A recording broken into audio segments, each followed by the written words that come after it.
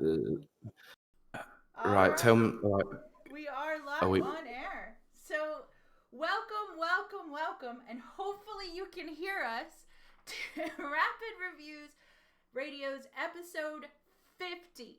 And we promise a gigantic, amazing show.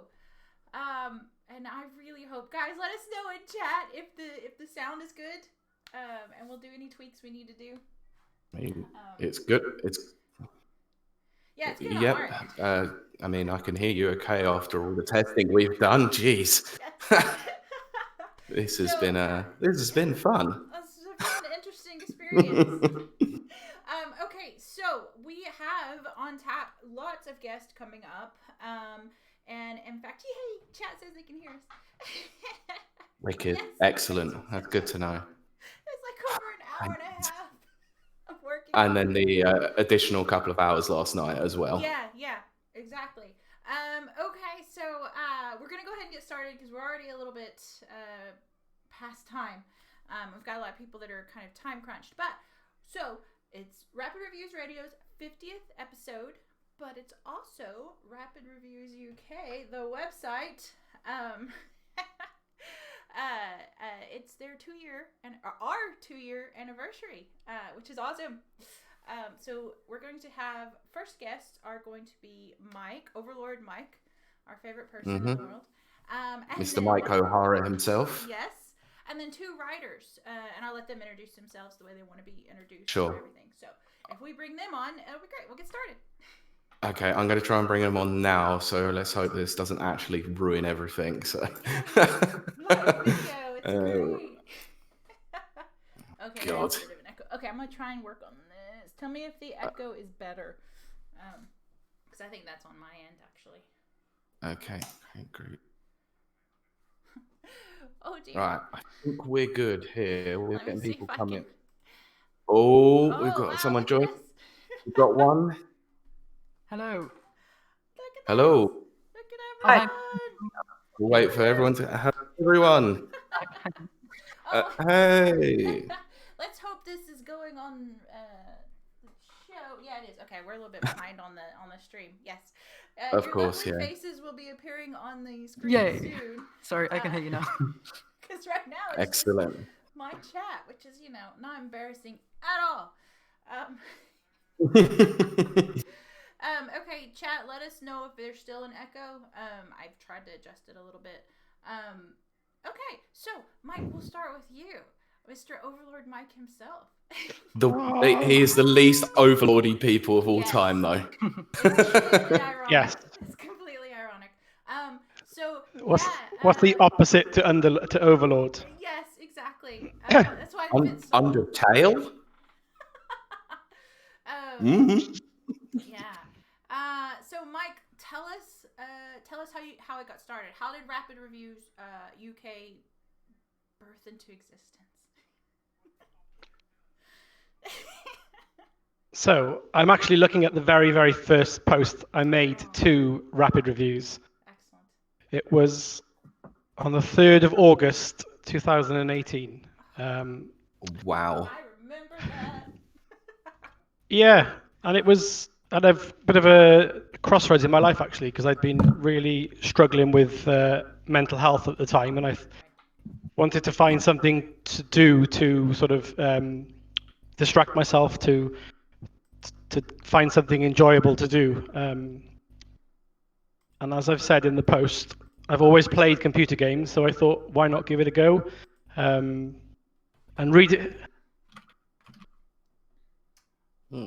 reading back over some of the early posts just make me cringe now looking back, but it's Yeah, of course. But somehow over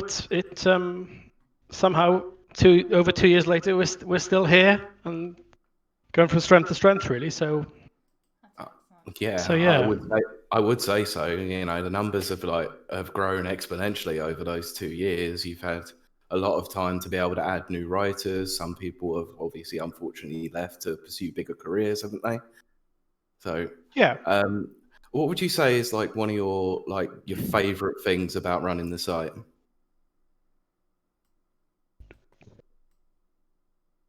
genuinely, it's the people. I think the community we've built at Rapid Reviews is really good.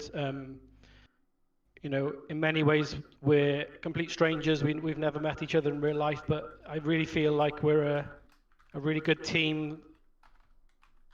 Different points of view, different opinions, but we all come together. And the thing that makes me really proud of the site is the fact that we have a well-being channel, and I think that's been a really unique feature of Rapid Reviews.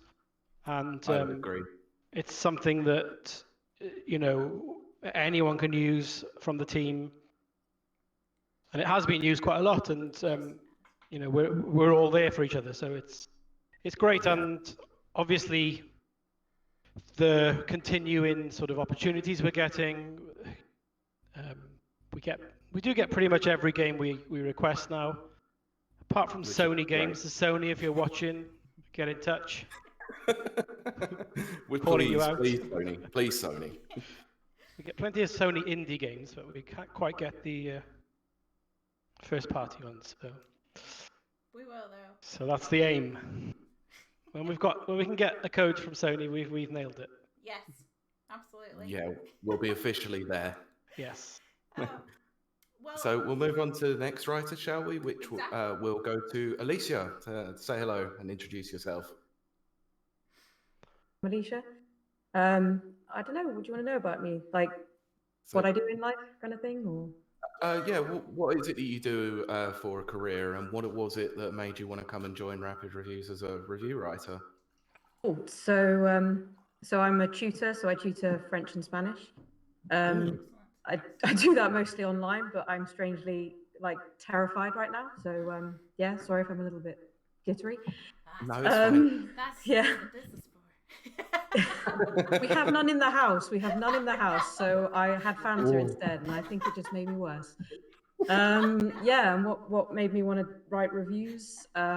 Pretty much my biggest passions in life are you've got coffee. You're probably even more jittery than me. No, my probably longest standing passions and biggest passions in life are computer games and writing, and to put the two together is, I don't know, it's just it's a bit of it's brilliant to be able to do that, and it's I don't know, it's a bit of a cathartic thing to be able to do as well. Absolutely. Because it's quite enjoyable being able to write about computer games and say what you've loved about them and tell other people that are also passionate about computer games. So yeah, Yeah, I think that's me. absolutely. Yeah. Yeah, awesome.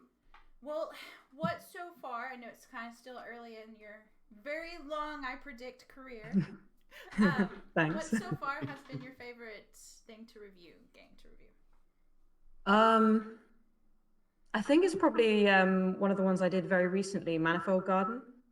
Oh, yes. Yes. Yeah, it was just such a different game. I'm quite a fan of the puzzle games and the games where you don't really have to there's no sort of dialogue in there, no talking. And it's very much about just sort of using your brain and working out what goes on. And it was just, that game was just kind of like the whole package. There was the music and the visuals and everything. It just kind of brought it together, and yeah, really enjoyed that one. Absolutely. Amazing. Yeah, I love puzzle games. Okay, and then I only know him as Squash Pickle. So That's all I know him as well. okay, Yeah, let's Franco. introduce Squash Pickle. Squash Pickle, the man who joined me recently on the EGX bonus episode, and that was absolutely superb to do with you. Yeah, So, that's great.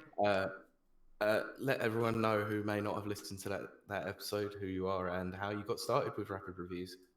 So I'm Squash Pickle. I started with Rapid Reviews as a reader. I think it was the Christmas giveaway where basically, I don't know how many keys, but it was like a crazy amount of keys for each platform. And I Oh think my it was- god, that was you! I can't believe that. Yeah, I don't think I won it, unless, yeah, I didn't win. Oh, there was, okay. the Christmas tree you had to find. Mm-hmm. Yeah, so then I read that and then followed the page. And then from there, I don't know, I just stuck on for the reviews, which must be a good thing. I didn't unfollow, so. And then about 3 months ago, I published my first review for the site. I sort of joined because I'd like to do some sort of career in games, and it was like a Yeah. great CV booster, and I can never complain at free games, you know. That has Yeah, I been don't think the, anyone's going to complain about the free games, are we? Exactly. No, definitely not me.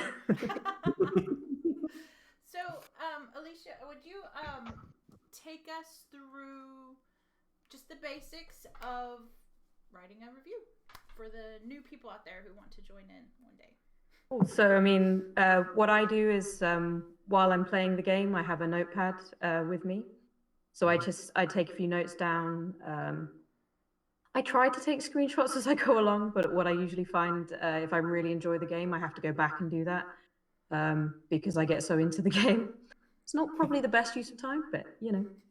And then I take it all to the computer and then I put it together there. I don't necessarily start at the beginning. I just kind of think of some subtitles and then I just kind of go from there, put it together, and I always try and consider, you know, positives, negatives, you know, what the reader's going to think about it, you know, why they might want the game or why they might not want the game. Absolutely. Yeah. That's pretty much. So, Squash. That's going to be weird to keep referring to as squash. I had to on the EGX bonus one. So kind of the same question to you. Do you have kind of the same process when you write a review? You follow? Yeah, very similar. So usually my reviews I do for my sort of main YouTube channel, which I won't plug, don't worry. But those reviews, they're sort of like I play the game for 30 minutes and then immediately after I write up the thoughts when I have it in my head. For rapid reviews, I find I attach sort of thoughts to visuals, if that makes sense. So I take screenshots throughout the game and then I can sort of refer back to those screenshots to think, hey, what was I doing at that moment, you know? And then, like Alicia, sorry. Alicia. Um, I would then make subheadings and then sort of connect the subheadings together and try and make some sort of pun with them. I like the similarities between both of you with the screenshots. That's it's different from how I do it, and I think it's probably different from Pete. We've actually got a really, really good question from chat. Oh wow, go on. Yeah. Do you want to shoot for that? Is it related to this? Yeah, so it's perfect. I'm going to say it wrong. Sergeant Stangrudge. It'll do. Yes, he asked, and I'll send it Squash first, and then we'll follow up with Alicia. Do any of you get writer's block? It's a very good question. Yeah, definitely. I tried writing a few reviews today, and I think the good thing was I wasn't in any. There's no rush apart from if you've got someone like really chasing you up. But there's never for rapid reviews. There's never been any rush for me to like write for a deadline. So yeah, I think there's always times when it just helps for me to maybe step back from a review game and play something on my personal backlog, and then I find that, you know, I'm not being chased up, so I perform better. You know, probably tomorrow I'll come back to it. Perfect. Yeah, I have to agree with you on that one. Yeah, that's something that I've always promoted. Really, is that I don't put deadlines or pressure on people because I know at the end of the day they're giving up their time, their energy to do the review. So, you know, I just respect people's time. So I've never been a sort of, like you say, overlord who make sure you get your review on time. It's never been like that. Thank goodness. No, trust me, the overlord is a term and endearment for you over here. Yeah, I've always found that really, really good because I think any pressure I put on myself is for me to hurry up and do stuff. But it is always good because then the review comes out how you want it, and then if you need to go back and play a bit, you can. But very, very similar to Squash, really. Pretty much identical. I mean, yeah, I know that feeling. I've suffered through with writer's block a few times, especially when it came to, I think it was one review game that I had that I think someone else ended up completing the review was River City Girls. I couldn't extrapolate my thoughts at all onto the page about how I felt about that game.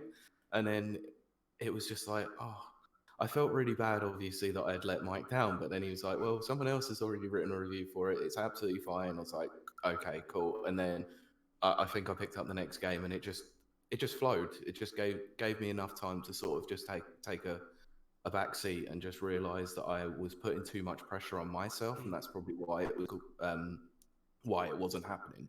Because I think that's what a lot of people do, is when they're struggling with something, they try and force it a bit too much.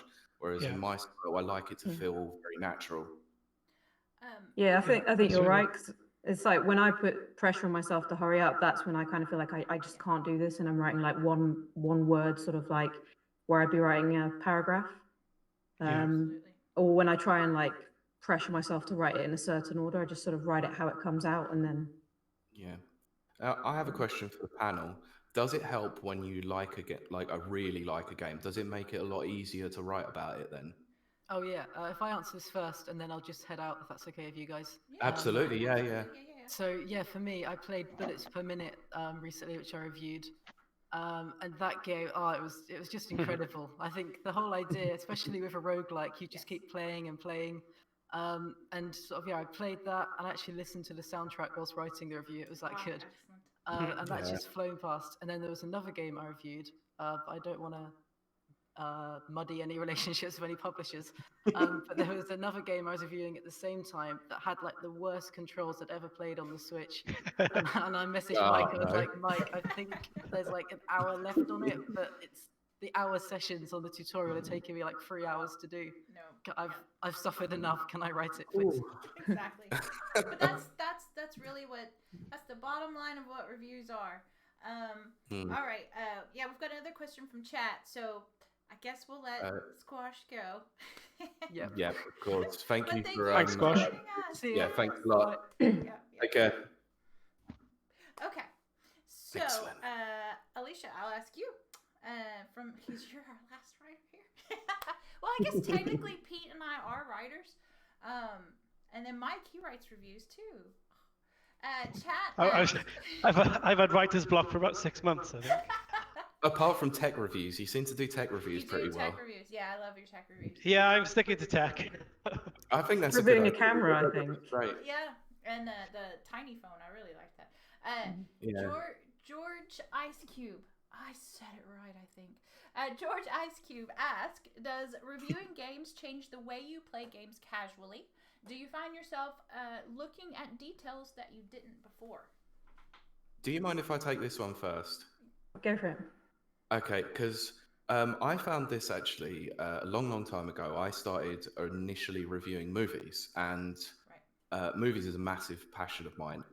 Ever since I reviewed my first movie in GCSE English in Year 10, which was the absolute masterpiece that was Psycho, I've never been able to sort of watch a film for pleasure anymore. And it's the same way with games. Like, I struggle to actually get excited about a game nowadays when I'm not reviewing it, except a game that I've played a lot. So it's kind of the same thing with a movie as well. If I've watched it more than enough, then it's sort of relaxation. So like, I'll mention it, Tetris 99. Like, I've played 120 hours on that game. That's sort of like my relaxation period. Yeah, anything else is sort of a bit of a struggle to actually motivate myself to want to play for fun. Yeah, I definitely understand that. Alicia, same question to you. Has reviewing games changed the way you casually play? But I don't find so I still enjoy playing games for like just my own games, but it has changed the way I kind of look at them. So sometimes I'll find myself reaching for my notepad or thinking of things I would write down, and then I'm like, hang on, no, there's no point because this game's really old. Yes. And it's usually with like Doom, which I think Kylie, I think you you actually reviewed that already, and it's like that was a task. It's my game of the year. So far. Save it. I know. Big show's coming up. Okay, I think just to keep us staying on target, we probably should move to the next thing. But thank you so much for joining us, Alicia. It was great to thanks, Alicia. have you on. Yes. Amazing. Thank you very much for joining. Awesome. Yep. Take care. Bye. Bye. Awesome. Am I announcing the winners of the crash codes, Pete? Is that now? Yeah, we'll do that now. So to introduce this, Mike, we had put out a tweet to say that we had free codes, wasn't it, for Crash 4 It's About Time, because it's about time we got some review codes for that. We did, and there is a review being written for it. So they were kind enough, I believe it was obviously Activision and Toys for Bob, to provide the codes to be able to give away for it. So people have been trying to find Aku Aku on our site. Excellent. So, Mike, who are the winners? Okay, well we had over 150 entrants, which is quite good. That's amazing. You guys are awesome. Amazing So stuff.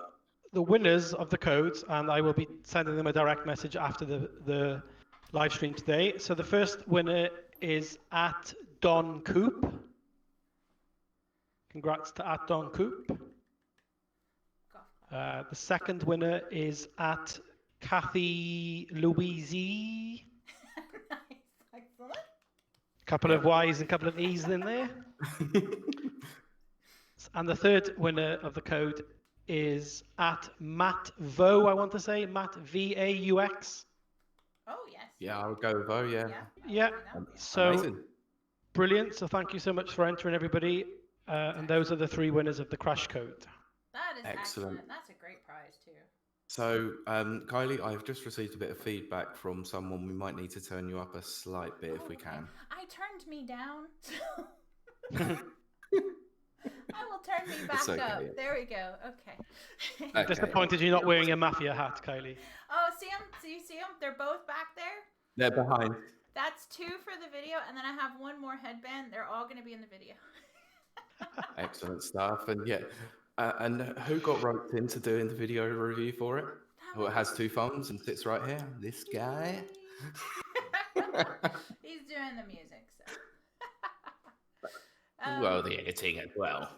Okay, all the stuff that doesn't involve me talking to a camera.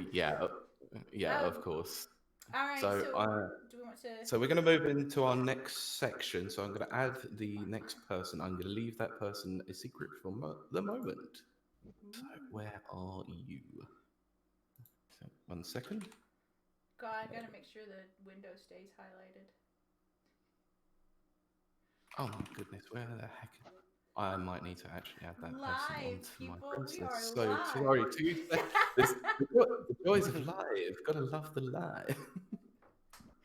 As it happens. Mike, are you able to add them into this chat?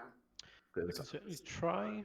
Yeah, because you need to be friends with them to be able to do so on Discord. Wicked system. Okey-doke. I have to admit that's a weird part of Discord. So. They said they'll be ready in 2 minutes, so we'll. Yeah, that's cool. Kid problem. Yeah, Brilliant. We've got a lot of people in chat. I just want to say my personal thanks to all of you guys and all of your support, and always a big special thanks to Mike for allowing Pete and I to do a podcast. Not even just do a podcast, but do it exactly how we feel to do it. Yes. Well. Yeah, exactly. We've never been reined in or instructed. It's been. I would say that you're just about holding on to your PG status. No, Only just, yeah. I know we've been pushing that envelope just a little bit. How do I add someone to this call? How do I add someone? So it should be in the chat itself. At the top here, add friends to DM, isn't it? Yes, that's right. Okie dokie. I'll just add him and then he can come on when he's ready. Okay, yeah, perfect. So, yeah, I mean, we just... Another window. Oh, yeah, we're very much losing our... Nearly now ready. Okay, so yeah, we're very much nearly losing our PG status, but I must preface because we're doing this live, there may be the odd swears here and there, but they will be cut out in the audio version later on. Yeah, with our. That will be when it's my bedtime. I'll be. Rapids review after dark. Yes. Yeah. I mean, just a peek behind the curtain, that is actually one of the ideas we had for some bonus content was to just go off the cuff and just do whatever. But we thought, might not fit. Watch this space as well. But I had a very, very exciting email on Friday afternoon. Okay. So I can't say anything else at the moment because it's under strict Ooh. NDA. But watch this space. That's very interesting. So, Very exciting news. so those keen observers on the stream will notice that we've got a new person joining us. So, good sir, would you like to introduce yourself to the audience? Hello, I am Gareth. I am many things, but for the purpose of this, I am a trustee of Safe in Our World, which is a mental health charity. Fantastic. Excellent. So over here at Rapid Reviews and Rapid Reviews Radio, you'll know that we are very, very big advocates of mental health with the We've Got This section. So Kylie, do you want to cue it up? Yes. So if you are a listener of Rapid Reviews Radio, we do have a section every week called the We've Got This section. It's a section where we reflect for about 2 minutes. It's never 2 minutes. It's supposed to be 2 minutes about mental health. And then Mike let us know a couple months ago, I think, that we have partnered with Safe in Our World. It's a mental health charity that it's amazing. I am going to let Gareth tell us a little bit about Safe in Our World, how it got started, and what its core theme is. Okay. I'm muting there, just don't want to get any background noise. Yeah, of course. Do you have pink eyeshadow on? I do. I don't have pink eye. I could not pull that off. But I just I don't know that I'm pulling it off. I think the wine's helping. That's good. So Safe in Our World it's a thing that took a while to get going. The best thing to tell you about charities is that charities aren't easy to get started. We actually wanted to do something about 3 years ago. There's a bunch of people. I can't name all of them because I'll forget them all. But there's a few people that worked at Wire Productions, and they were Neil Broadhead, Al Hibbard, and Leo Zullo. Leo is like the daddy because he's the managing director, not because he's way older than all of us. If he ends up watching this, he'll love me for that. But we were working on a game called The Town of Light. And The Town of Light deals with a real-life asylum in Italy where they were carrying out some really weird treatments, even up till the early 80s. And people that would be put in the asylum could be people that had serious issues, whether mental health or they could be disabled, even just orphaned, and they would be subjected to some of these treatments. And we kind of, through a number of personal situations that happened as well, one of us had 2 friends that tried to commit suicide in a short space of time. One of them was successful in doing that.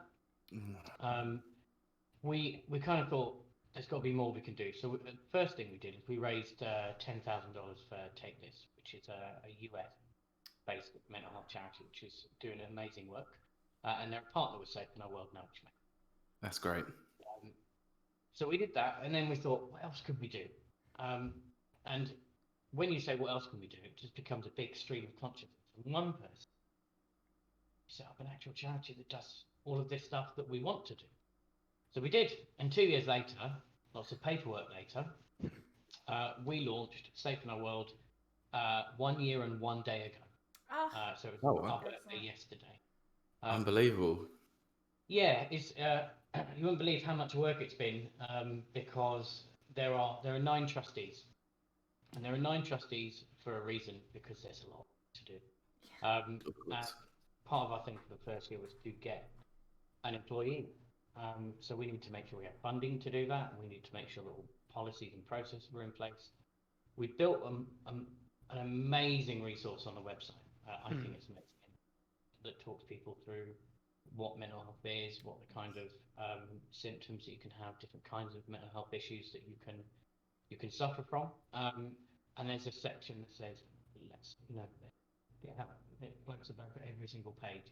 Click it, you can find somebody to speak to straight away, or you go to the resources and find out more. So I can tell you a secret before we announce it next week. People from 134 different countries have used that website. Wow. which is amazing. Which also Yeah. tells me we need to localize it because it's just in English at the moment. That is amazing. But the main thing about the charity is that it's not just for the people that create games, it's for the people that play games. So whether you are a developer, publisher, an influencer, or if you're just somebody that enjoys playing games, we kind of classify it as the people that create worlds and those that want to be in them. So it's a charity to help as many people as possible, and we're about to start doing a lot of cool stuff, which you'll hear about very soon. And I won't spoil next week's press release, but it's Okay. really cool. It's a fulfilling thing to do, but we've now got 2 members of staff, which means I have to do less of it, but we've got 2 brilliant people that will just push it forward faster than we could outside of our day jobs, which is the best way. Of course.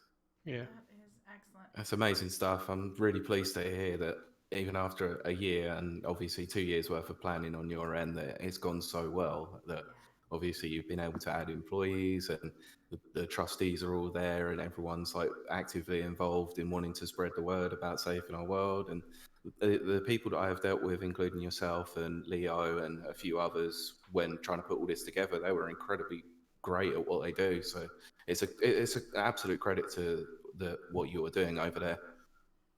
Yeah, no, it is, and the gaming community is one of, if not one of the biggest communities in the world. So, if we can do anything to get people together and talking, isn't it? And sharing problems, talking about them, which is why we talked about it earlier, but that's very much why we have the well-being side of Rapid Reviews UK. So. I'm not sure if you know, Gareth, but a part of our Discord channel, we have a well-being channel. And that is for anybody on the writing team, the editorial team. We even have some fans of Rapid Reviews and some guests who come along. And we're not mental health experts by any mean, but we've all had some kind of mental health episode or a depression or anxiety or something that we've struggled with. So having the support of a community, especially when it's a community involved in something you love, like gaming, it's a perfect combination, really, from my point of view. And it's such an honor to be an ambassador of the charity, which is why when you go to Rapid Reviews, straight up left in the corner, the first logo you see underneath our logo is the Safe in Our World logo, which takes you straight to the charity. So it's a really great thing you're doing. Absolutely. And to actually celebrate that, we did a sort of collaboration, I guess you could call it.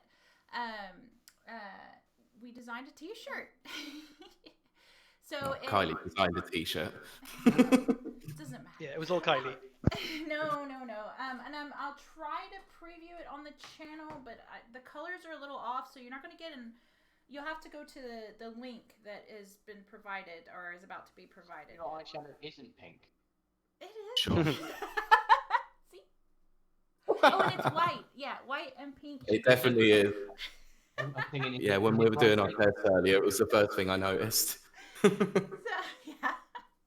I guess that's. It looks so awesome even in person. That's so cool. This is the new t-shirt. The colors aren't as bright and vibrant because it's a camera, but webcam. Sure.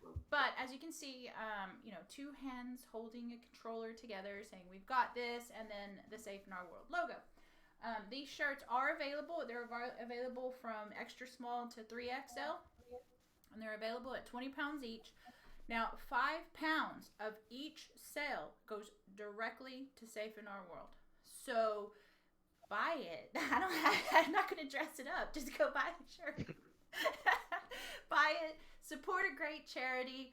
And I'm going to send the link right now out. Hopefully it will tweet it out while you guys talk amongst yourselves a little bit. And that link is actually currently up on the Rapid Reviews UK website at the moment, isn't it? Yes, it should be. Yeah, you should be able to buy it there. It's a PayPal covered thing, so you can purchase via PayPal or through cards, bank cards, credit cards, all that stuff. Excellent. Fancy stuff. And we don't have a target in mind, do we? But as many people as we can purchase one. We're going to put it on pre-sale for 2 weeks, Of course, if it goes crazy, we'll keep it for sale however long people keep Sure. buying it. But yeah, pre-sale for 2 weeks. They're great shirts, high quality, but they're cute and they have a great message and they support an even better charity. So go out there and buy it. Absolutely. I think that the important thing to say is even one shirt is great. Yeah. So if we can get 300, Yeah. amazing. Oh, Whatever. It's good. Whatever we can do to obviously raise money to assist the charity, whatever way we can would be great. You know, whether or not it's the viewers, I will buy one anyway, so I will be buying one as well. Yeah, Don't worry about that. yeah. So there we are. There's some already between us three. So That's excellent. And if you're watching this and you can't afford a shirt, and that's fine, I understand this is that time of year. Or just that's just life right now. If you share that link, if you share it on all of your various social medias and get it out there, and someone else buys it because of you, you've still supported it. You've still supported a fabulous charity. and when people start getting their shirts, we need to see as many people on social media Oh, tweet it Yeah, out, please. and let's get the hashtag "We've got this" and Safe in Our World Let's trending. do that. Yeah, That would be amazing. please tag in the rapid reviews or Safe in Our World. Make it aware that obviously that we can see it. You know, we want to see as many people out there who've got a shirt because we want to try and do what we can to assist in getting some more funding towards Gareth and his team of trustees over there to be able to do the best job possible. Absolutely. Absolutely. So, Okay, yeah. Gareth, is there actually a way that people, if they can't afford the shirt, is there a way that they can directly donate to the charity? if you wish to donate without buying a shirt, you can do that via the website. There's a big red donate button. I'm going to be honest, not many people use it. So even if you've got 50 pence, 50 cents from a euro, everything helps. Every little bit does. I'll put a link. Yeah, I think if you just if you pop in, it should literally be safeandaworld.org/donate. Yep. I Okay. feel like that's I've the one. been on the telethon 20 years ago doing this. Yeah. There you go. I see it. Safeandaworld/donate. Funnily enough, I actually worked on the phones. Yes, the / Those are the names. Yeah, I've done charity donation stuff like doing the phones for children in need, and that was fun. Actually, the most fun night that I'd had whilst I was working. It was a great laugh. We should have put some jokes in this section and had Gareth on the drums with the punchline behind. I know. I've been staring at those drums this whole What you time. can see behind is this is my office, but I say it's my office in the vaguest sense of. So I'm gonna pan the camera to. Please ignore the mess over here. That's fine.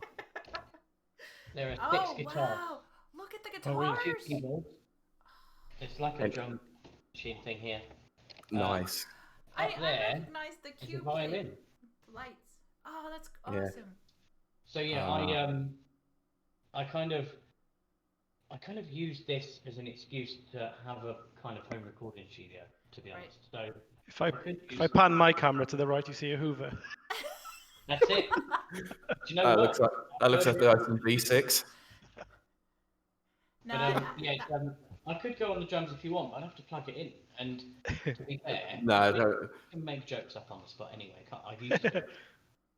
Sure we could. no, Yeah, that's excellent. That's amazing. My office is boring in comparison. I just. And it's have- true, Gareth. You're a Liverpool fan, Gareth, right? I am, yeah. I did have the Champions brochure on here the other day, but I don't know where I put it now. See if I can get my retro ones. While I y'all are think quite- talking. I don't think I've got anything Liverpool in this room actually, which is a little bit disheartening to be honest. We quite often have the same views and opinions on matches. I've noticed on my personal Twitter account, we've liked quite a few of each other's statuses about matches and getting wound up about matches and things. Well, see, that's a Crystal Xbox original.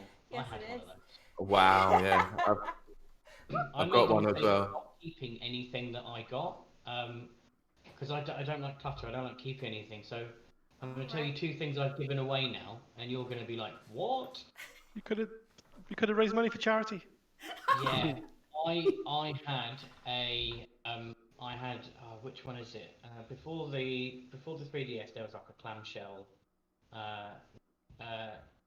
Game Boy Advance. Yeah. Oh, the GBA SP. Yeah, I had one of those signed by Miyamoto. Oh my god. And my friend is a massive fan of Miyamoto. I haven't seen this friend in 15 years since I actually gave it to him. But yeah, silver. Gareth, I'm dying inside here, man. I'm dying here.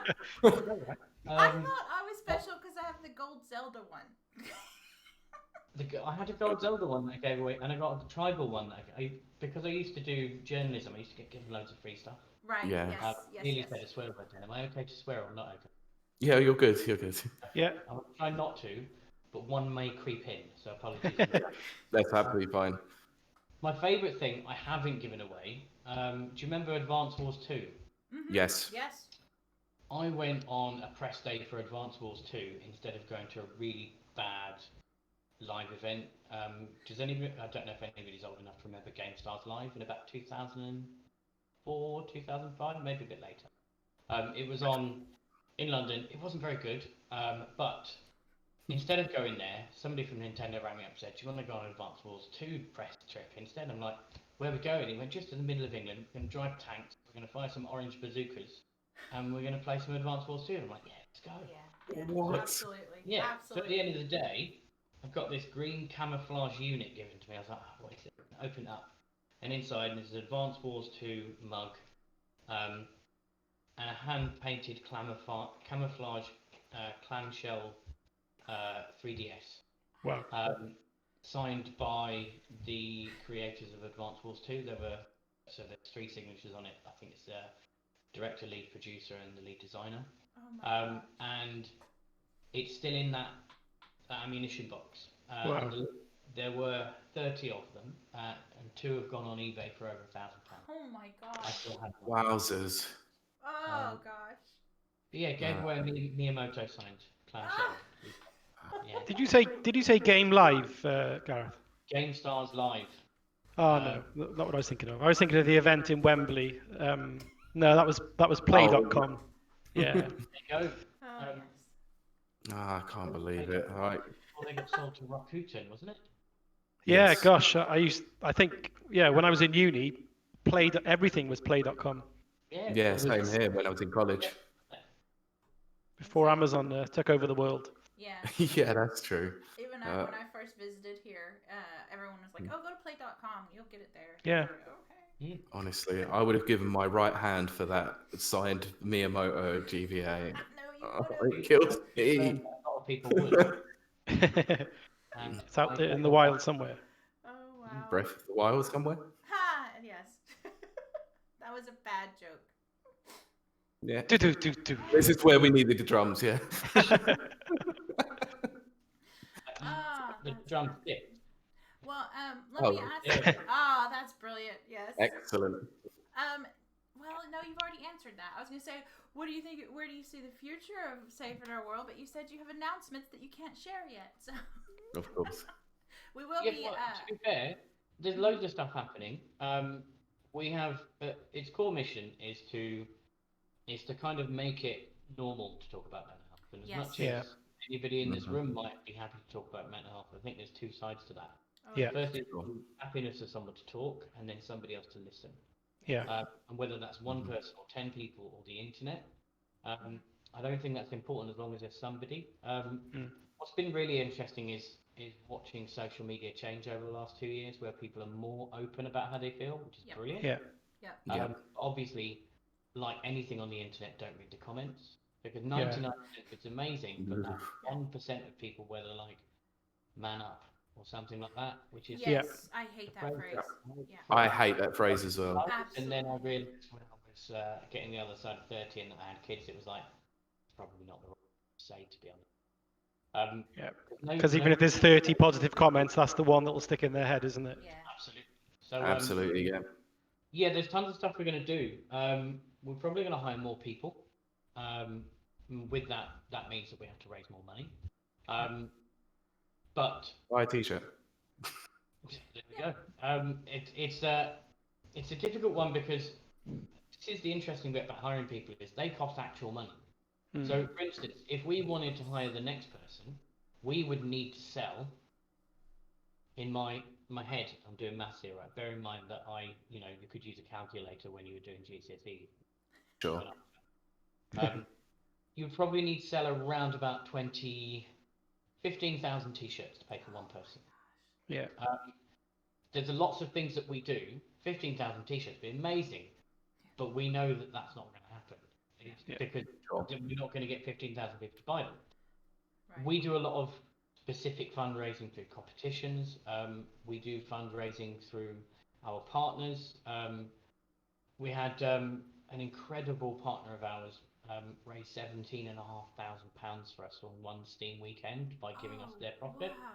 Wow. And I was like, this might be amazing. We might get like £1,500 from this, and we got £17,500. Wow. Wow. That is amazing. And that nearly paid for one person. So we need people to do more. The ultimate aim that we have is at the moment that there's no science that says video games are good or bad. Right. One of our aims is, and a personal one of mine, is that I would like to prove that video games are good for mental health. But I can't force that, because what you have to do is you have to do verified scientific research. And that can either go for you, or it can go the other way. It doesn't. Yeah. So I think we need to find out what that is. And that's going to cost about £10 million to do that. Yeah. So wow. We'll be applying to the Bill Gates Foundation, Bill and Melinda Gates Foundation, because Bill gave us the Xbox. I'm sure he'll give us. Yeah.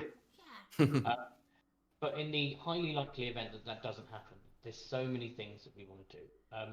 Over the next year, so we have our AGM in November, and we're going to be announcing to all the members and the ambassadors. You're up there on my screen, by the way. So we're going to be announcing to the members and ambassadors what we've got plans for the second year. We are already planning what we're doing. A lot of it we can do without further fundraising, which is great. Yeah. We've got some training coming up that we're about to launch for. We're about to launch it for publishers because we had an awful lot of requests from video games publishers to find out how they could bring in a mental health policy into their workplace. So we've got some stuff to do with them. Then we've got some more CBTs that we're looking to launch, which will be free, that you can do on the website. Just generalized mental health courses for anybody in either working in the industry or the players, where they can come on and they can say, what can I do to help manage my mental health? Not necessarily to treat somebody, because as a charity we can't treat somebody. We can signpost. Signpost, We can signpost, and we can make people aware of the situation. And some of the will be like that, to make people aware of what is good behaviour and what is bad behaviour. Say bad, not the right thing to do. Yeah. But here's the thing with mental health: there's so much work to do, because if you look at previous movements, whether they are for mental health or similar issues, and many issues that are still around now that we're having that we really shouldn't. We should have already dealt with it 50 years ago. Yeah. Sure. It takes time. For every person that sits in a room and I say, let's talk about mental health, and there are 10 people in the room and 9 people say, okay, let's do that, there's one person that doesn't. Yeah. And I think the really interesting to me, and I was having this conversation with Apologises on Thursday, is that the biggest audience for video games, for people that buy games at the moment, although the video games industry split quite evenly, about just over 50% female, just under 50% male, weirdly, nobody expected, but just under 50% male. The vocal majority is the male age between 12 to 32. Yeah. And a lot of what they're saying comes from a personal standpoint. This isn't to be tricky, because I have to say that I've done PR, so I'm just being very careful. Of course, yeah. A lot of the views that they put across are born from the internet, so some of them misogynistic in terms of the comments that they make, some of them sexist and sexist, the comments specifically, not the people. And a lot of that is about educating them to what is not necessarily acceptable but reasonable. I've got 3 kids. 2 is enough. I tell everyone. Oh yes. Don't have more than two. I've got 2 boys and 1 girl, and I educate my sons as much about sexism as I do my daughter. I educate them all as much about racism as one another and how it's not acceptable to me, so it shouldn't be acceptable. Yeah. Absolutely. But part of the problem with mental health is that when you have the internet, which is an open forum of people just not just giving their opinions, but trying to impose their opinions, Yeah. that can have a really bad impact on somebody if they read something that's directed at them, or if they hear or see something. And there's no right of reply a lot of the time, so people just have to take all this in, they follow up. Yeah. And some of what people say, in my opinion, isn't acceptable. And it's finding a way to educate those people about, how to behave sometimes. And I'm tangenting, but I will come to the point. My wife said to me about an hour ago, "Why are there no games for girls?" When we were looking through a website, we were seeing, right, what games can we get for the boys for Christmas? Pick 2 games. And she said, "What are the games for the girls?" And I'm like, strictly speaking, NHL, Need for Speed, girls can play all of these games. Why wouldn't they? Yes. Exactly. And she said, Yes. but no, where are the games for girls? And part of the problem, and the reason we have an audience of 12 to 32 males specifically that buy the most games and are the most vocal, is because most of the games that are made by 40 to 60-year-old white men. Yeah. Yeah. And the more that can be changed and diversified, so not just including women, but people of different background, minorities, and different kinds of stories, not just let's have a gun and shoot people in the face, which I don't do anymore, not because I don't believe in it. I totally believe that you can have fun shooting people. Yeah. Problem is, I'm just too old to be good at it now. But I think until we change who's making games, or we give chances to people to make different games, we might end up with the same situation where there's still that barrier that we can't smash through to get people to kind of open up or listen, is because of the kind of games that they're playing, because we're making them for one specific audience rather than the actual wider audience. Yeah, no, totally agree. 100%. Background to where I was going. It was a tangent. It did go that way, but we got back. Yeah, see? Sometimes you got to take the scenic route to get there. Sorry, I used to be in PR. I love talking. Sorry. Good. That's okay. We've got actually a really, really good question from chat for you. Amazing. I'm going to kind of interpret it for them, but basically what they're asking is, and it's a really good question. You know how in gamer chat, in actual chat, it can be very toxic, and I'm putting that word in myself. It can be worse, is what they say. Like, say the Fortnite chat can be worse than what's written on social media. Do you know of a way, or how is anyone tackling that specifically?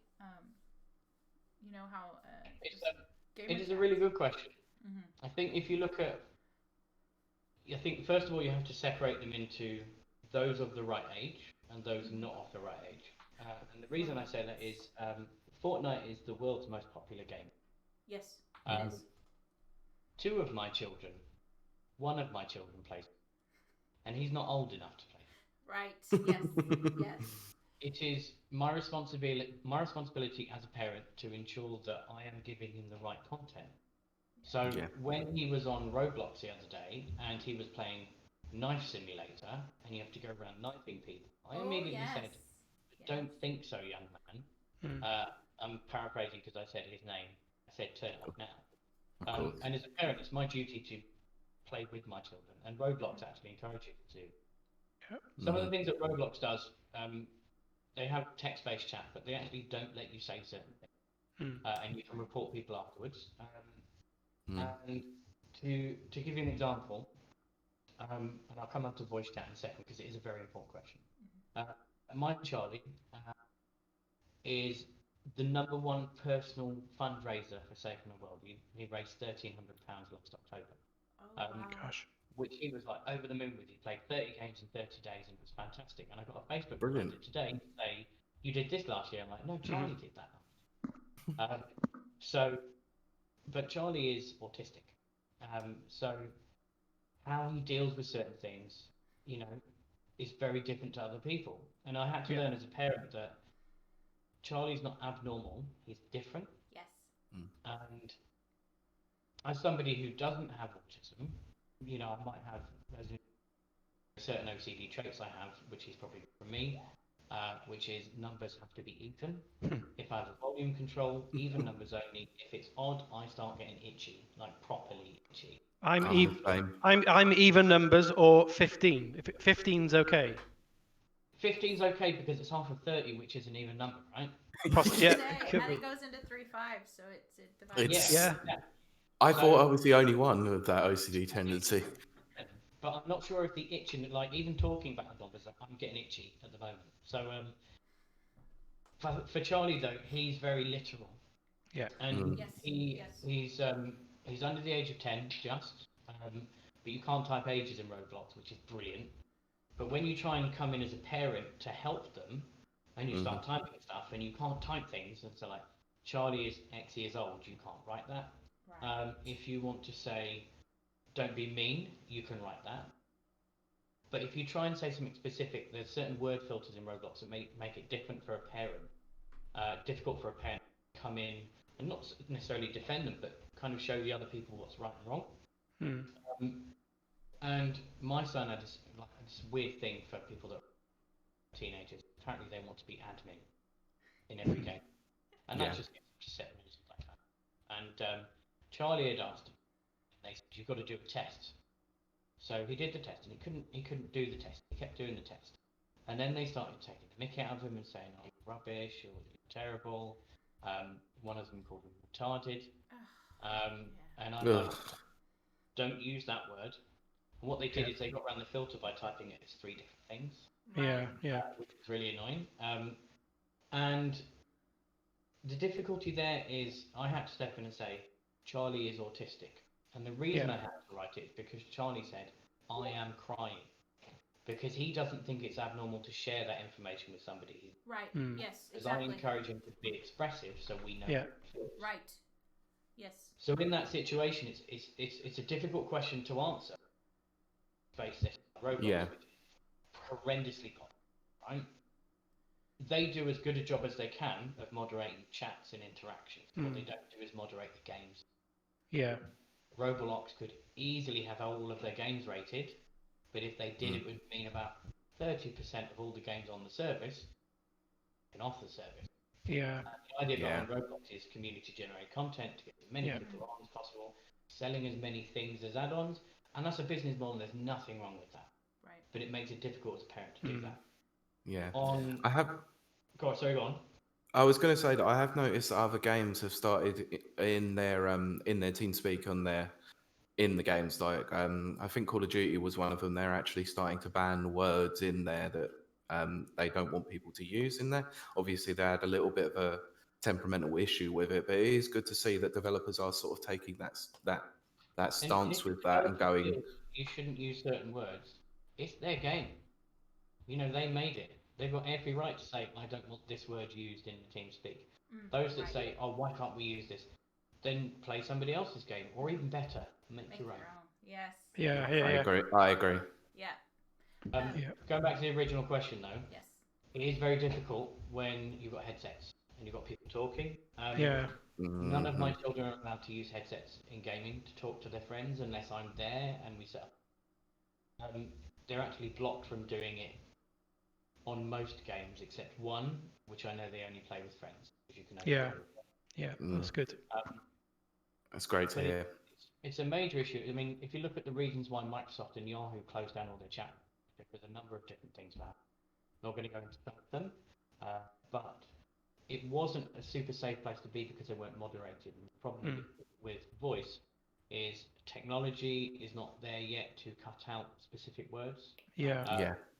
Realistically, it is, but none of us would be happy with a 1.5 second delay for any voice going out and back. Yes. The other side of it is you can't moderate people. No. You can ban them, you can kick them, you can do whatever you want, but there will always, in any society, whether it is, and it's always been the case, whether it's voice chat, whether it's chat rooms, whether it's TeamSpeak, Before that, it was music. Before that, books. There will always be somebody with a voice that you don't necessarily think is the right voice to hear, but actually without that voice, you can't have a debate. Right. Yeah. So Yes. it's a really difficult balance That's between somebody with an opinion you don't agree with, or somebody that's mean or horrible or just toxic, and other people who we class as normal. If we're all normal, how boring would life be? Right. Yeah. That's very true. Yeah. The second argument is it the responsibility of the publisher, the developer, server, host, or is it the responsibility of the parent? Is it the responsibility of the player? There's so many different levels of responsibility in players. Sure. So it's really difficult. For me, I think until somebody's of an age that's reasonable, let's say 13. 13 is the age that you can have a social media account on certain social channels. Yeah. If it was me, I'd higher that age to 16 years, 9 months, and 11 days. Does anybody know why 16 years, 9 months, and 11 days is important? Would that be when they finally left secondary school in this country? It's the exact date that the Army, Navy, and the Air Force in the UK believe you are old enough to be trained to kill someone. Okay. Oh wow. They did lots of tests, and that's the date you can come in to one of the armed services from. Because they believe that's when you are emotionally capable of deciding, I'm going to fight for my country. Wow. Okay. I'm a weirdo because I believe that's kind of the age of adult consent in my book. I may not necessarily agree with it, but it's a reasonable age. And I'd imagine that's... Yeah, should we ban talking in online games until somebody's 16 years, 9 months, 11 days? No, we shouldn't, because nobody would do it. No, and I believe it's down to everyone to make a choice as to whether they want to join that sort of thing. I mean, in the past, I've been on TeamSpeak and Xbox Live and stuff like that, and you do encounter some very vicious people on there, all for the sake of you're playing a fighting game and someone beats you, and it's just you just get some sort of hate message for no particular reason. And, you know, the term scrub and all that. All the people quit in FIFA, and then they send you a message saying you cheated. I'm like, no, I'm just. Yep. I used to get those on Halo 3 all the time. You cheated. How? I've just bought FIFA 21, and I had to, you have to do the 5 division games against other people to sort of test your skill level. Yeah. I lost one game earlier, 22-0. I'm in Division 8. Wow. Okay. But luckily there was no. I was really childish. I resorted to scoring own goals in the last 10 minutes because I was just so angry with myself. It's only with yourself rather than the other people most of the time, right? Yeah, exactly. The game does something you need to do. So I made the choice. I could have easily sent that person a message on Xbox Live, full of swear words and whatever. But I was just like, no, it's me. I'm not very good at FIFA. Walk away.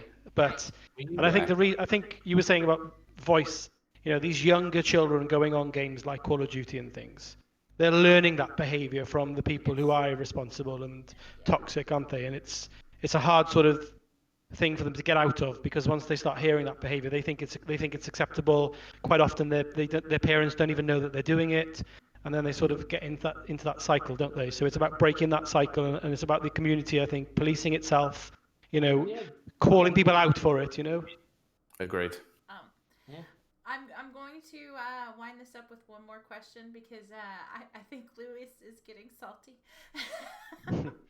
The next guest. Okay, this is a comment. This is not a question. I'll ask the question next. But Lewis says, Pete is always getting beaten at fighting games. So that is actually true.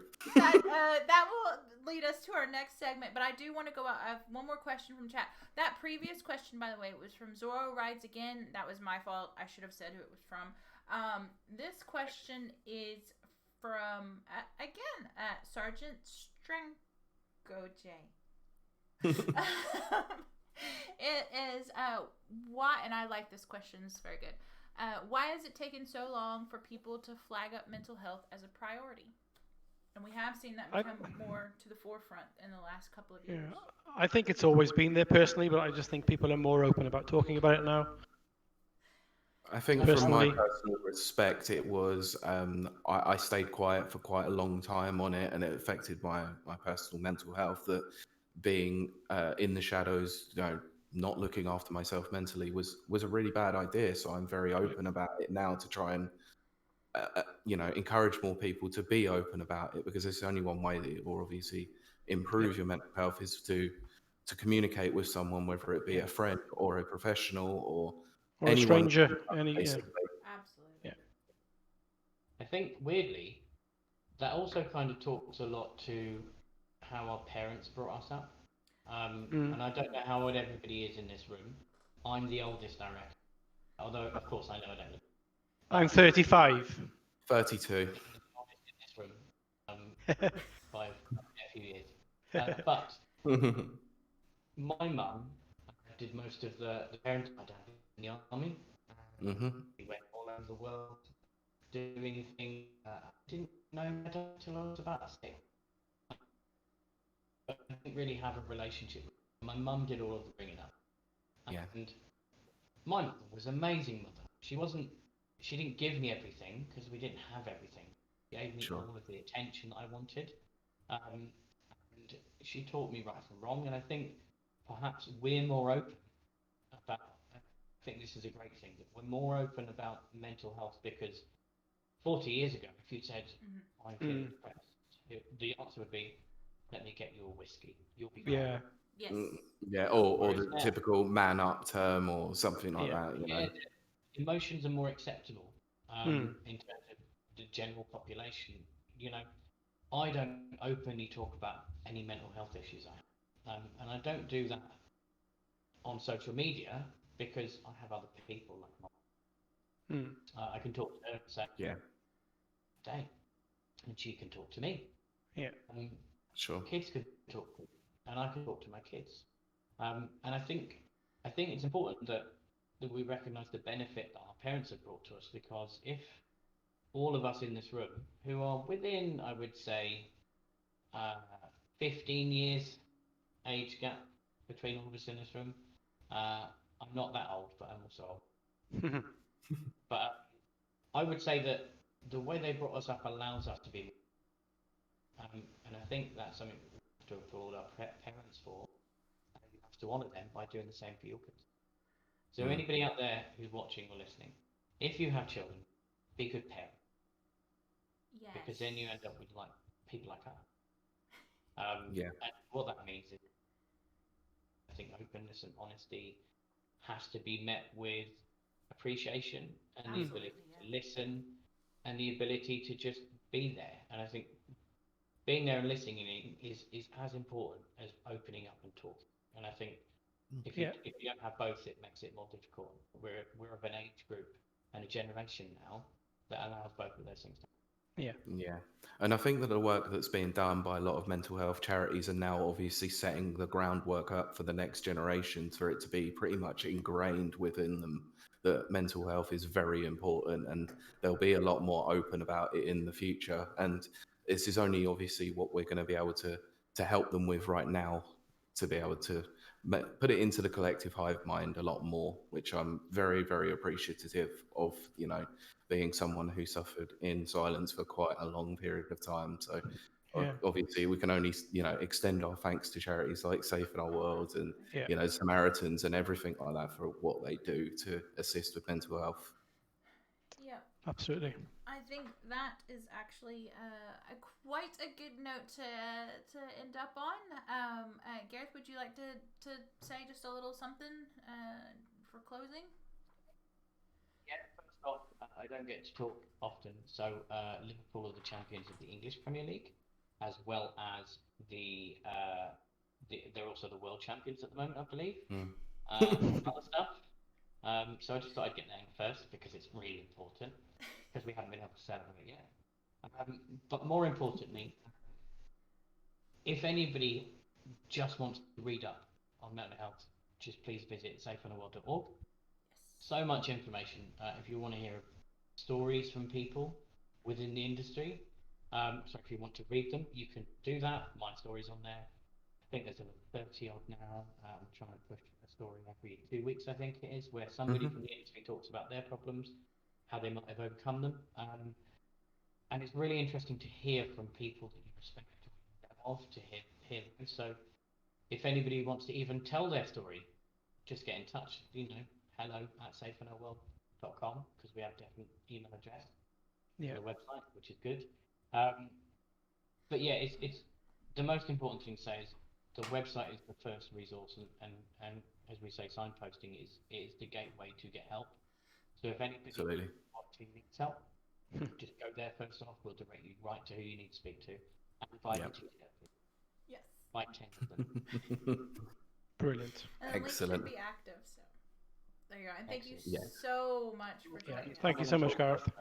Yeah, thank you, Gareth. We really appreciate everything that you've done with Safe in Our World, the collaboration, and for coming on today. Absolute pleasure. Thank you for having me. No problem. We're more than welcome to have you back anytime. Absolutely, absolutely. Yeah, we're always looking for podcast guests, Gareth. So Yeah. Always. I'm always around, Always. to be honest. I've got children, but I don't have a life. Aw. So if anybody wants to invite me on, I'm always around. Oh, I mean, not good. every week. We will take you up on that. You know, sometimes there's football on Sundays. But, Oh, yes. yeah. But yeah, I'm more than happy to come on anytime again. But Perfect. yeah, maybe thanks for letting us come on and talk about Safe in the World. Really appreciate it. Excellent. Brilliant. brilliant. Thank you. Thanks, Gareth. Thanks, Gareth. Bye. Take care. So we're Mike, are you gonna stay with us for a little bit longer, or are you gonna have to dip out? I'm torn between being the overlord or being a parent and saying goodnight to my kids. Oh my god. Go and say goodnight to your kids, my man. You've got to. I put this T-shirt on earlier, and my little girl said, Aw. She Yes. said, "Is that the green Mario?" That's Green Mario, yes. Well, it used to be Green Mario a long, long time ago. That's what I called him when I was little. Green Mario. I want to be Me a Green too. Mario.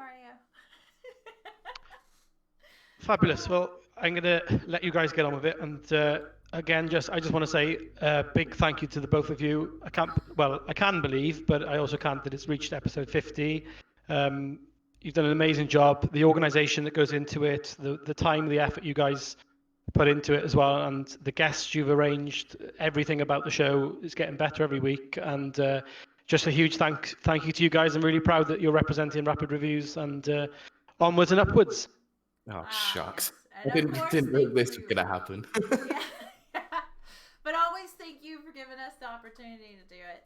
Absolutely. No, it's And here's to my at least pleasure. 200 more. Yes. Yes. Oh my gosh. Absolutely.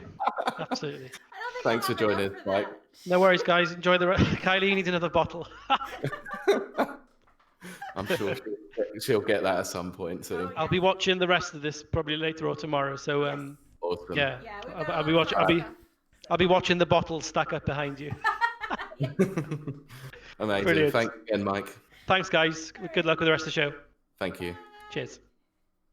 All right, so it's just us two for now. For so now, I will. but I think Yeah, Liz but should we- make it in. Yeah, basically what we're going to do now is we are going to take some news from the last couple of weeks, because we haven't Yeah. recorded for the last couple of weeks. So we've got four stories that we want to cover, and we've got a range of guests to come on. Yep. And it was very unfortunate at the time, but we have got one guest who couldn't join us. So shout outs to Jennifer at Lady Sugar Cube, who Yeah. unfortunately couldn't be here, but we wanted to do the Smash Brothers Ultimate of Everybody Is Here, but we just couldn't quite get that done, unfortunately. So, but don't feel obliged, Jen, to feel bad about it. You know, we appreciate your listens completely. Absolutely. You know. Yeah. So I'm going to get the next couple of people on, so bear with me a moment. Isn't it Lewis first, and then? We've got two people joining us for this one, okay. so I'm going to add them into the Shows chat. how much I pay attention. No, Taking one of them was sort of extensive like notes. it was sort of like they came in at the very last minute, which was great. So, like, it did work out, but they have been added. They are calling, and we are waiting and seeing. So, Oh, I see two windows. I do too. Oh. What the heck is that? That is a brilliant helmet. You've been waiting for that, Lewis, haven't you? I've been in that. Well, I I've been thought in you were that for a getting while. salty. Do you like the Iris. setup? It's I so do. red. It's red. That is amazing. Very So, red. so to the people who can see and the two people who've joined us, introduce yourselves. Lewis, we already know who you are. 'Cause I we've already can't turn said this off. I did it. Oh dear. Poor Give me a Nana. sec. I'm Lewis. Yes, that's Lewis. And we're joined by Nana.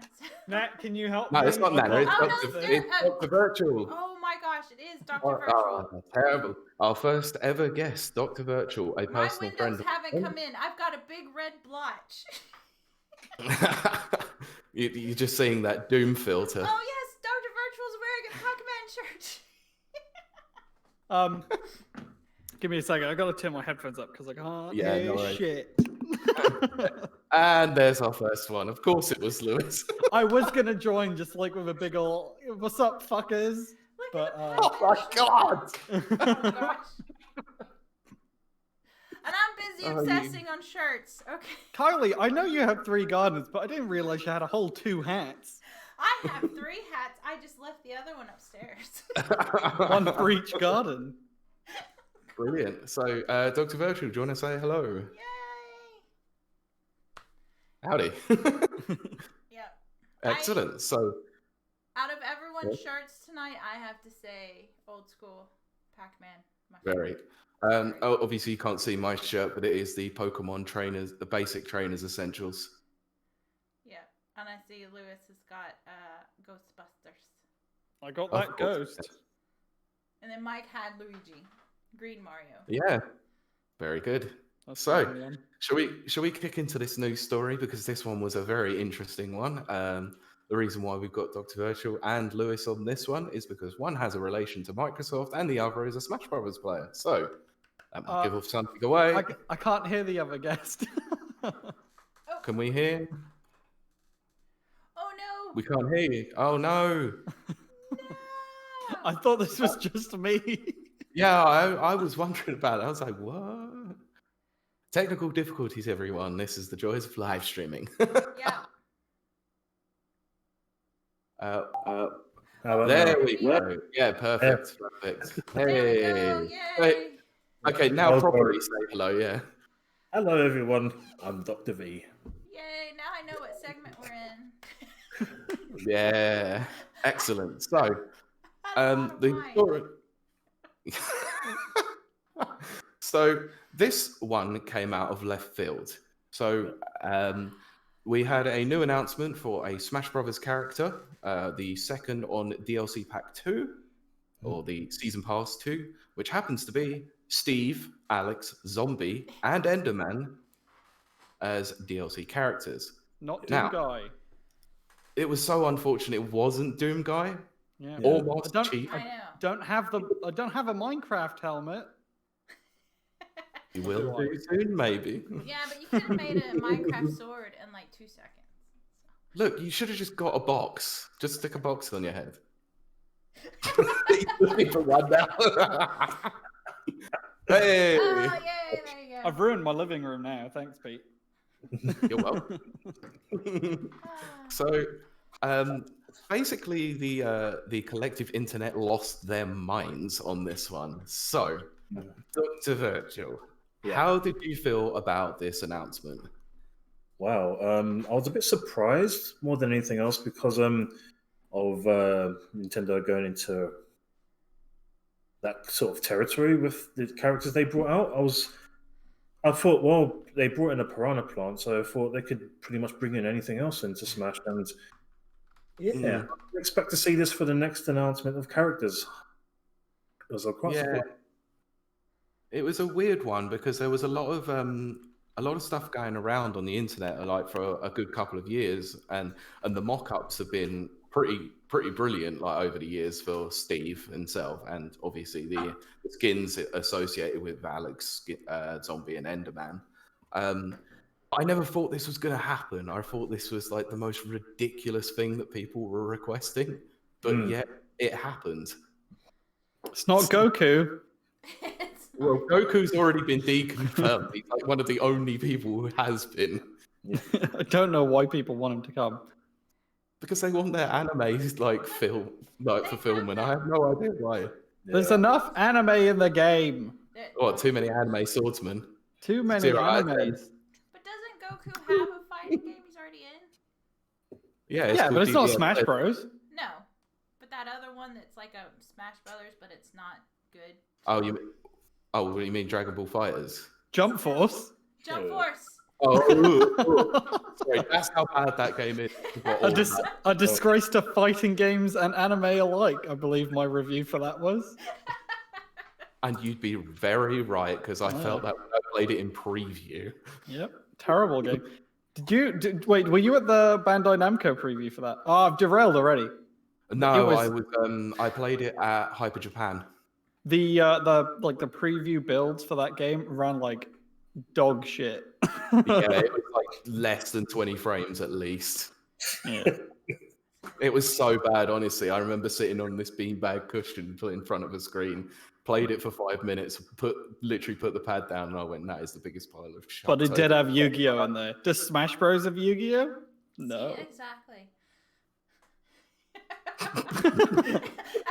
as the group falls silent. Yes. No, do we want Yu-Gi-Oh and Smash Brothers? Who wants Yu-Gi-Oh and Smash Brothers? Me. I do. Me You may be in the minority, I think. Definitely. But I want to know, starting with Dr. Virtual, MD, what was your first reaction? Did you have any suspicion whatsoever that good old Steve was going to be dropped into Smash Brothers? No, none at all, actually. That's the way it came by as a total surprise. I thought, out of all characters, when I saw it, I was like, it's fake. No, this can't be real. Then I thought, the type of trailer, how it's made, it's not fan made. And it was a bit of a funny trailer because I was like, huh? Is he in it? What's he doing there? Then I saw a few others. I was just surprised. Because the way they've been going, Smash Brothers, I would have thought they would have brought another swordsman and again. Well, technically, they did.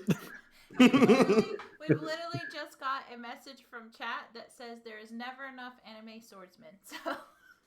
Wow. Yeah. Do you play Smash Brothers? That sounds like it came from someone who has a husbando or waifu. Those are terms. It's from the Marco, so I kind of know what. Like have a little pillow. The pillow has its cock out. There we go. Oh my god. Look, I'm not gonna lie. I saw that you could get custom pillows of anything you want, body pillows, and I have thought about Master Chief. Just put them on a pillow. There is a Master Chief one and an Arbiter one. What? No, what have you done, Lewis? What have you done? Can't Kylie make them herself? Yeah, she probably could. You can sell them. I could. I think Microsoft and 343 might have a problem with that. Nah, Microsoft don't give a shit. That's true. Yeah, that's very true. They let people do anything they want with that Halo IP, don't they? Yeah, they put 443 on it. Pete. No. So, I'm not apologizing for that one. Of course, Pete. It's Pete. But what do you guys think of? I almost said Pete's. Steve's fighting move. Oh, the moveset. Moveset. Thank you. Oh, I've not seen it. It's incredibly weird. It's very Smash Brothers. It is. It's the perfect way to incorporate Minecraft into Smash Bros. Honestly, there's crafting. Yeah, those blocks that are essentially going to be like projectiles, they look like they're going to be so cheap. They look the worst, honestly. But I'm trying to remember what the moveset is. I think Steve, like you literally gather resources in the map, right? And different maps have different resources, and then you spawn a crafting table, and you can craft your weapons. But you can also place blocks around the arena. And apparently, they had to remake all the maps in the game to be able to do this. Yeah, it's why it's taken a long time to actually do it, because Sakurai and his team need to actually make sure that there were mineable blocks on every single stage, and there's like over 100 stages at this point, so that's quite ridiculous. And we don't deserve Sakurai and his team. Yeah. Why is my camera in monochrome? What the hell is going on? You what is it up, my friend? I don't know. Like really red there for a bit. Yeah, what did y'all think of Sakurai's like whole intro for the thing? I thought it was pretty good.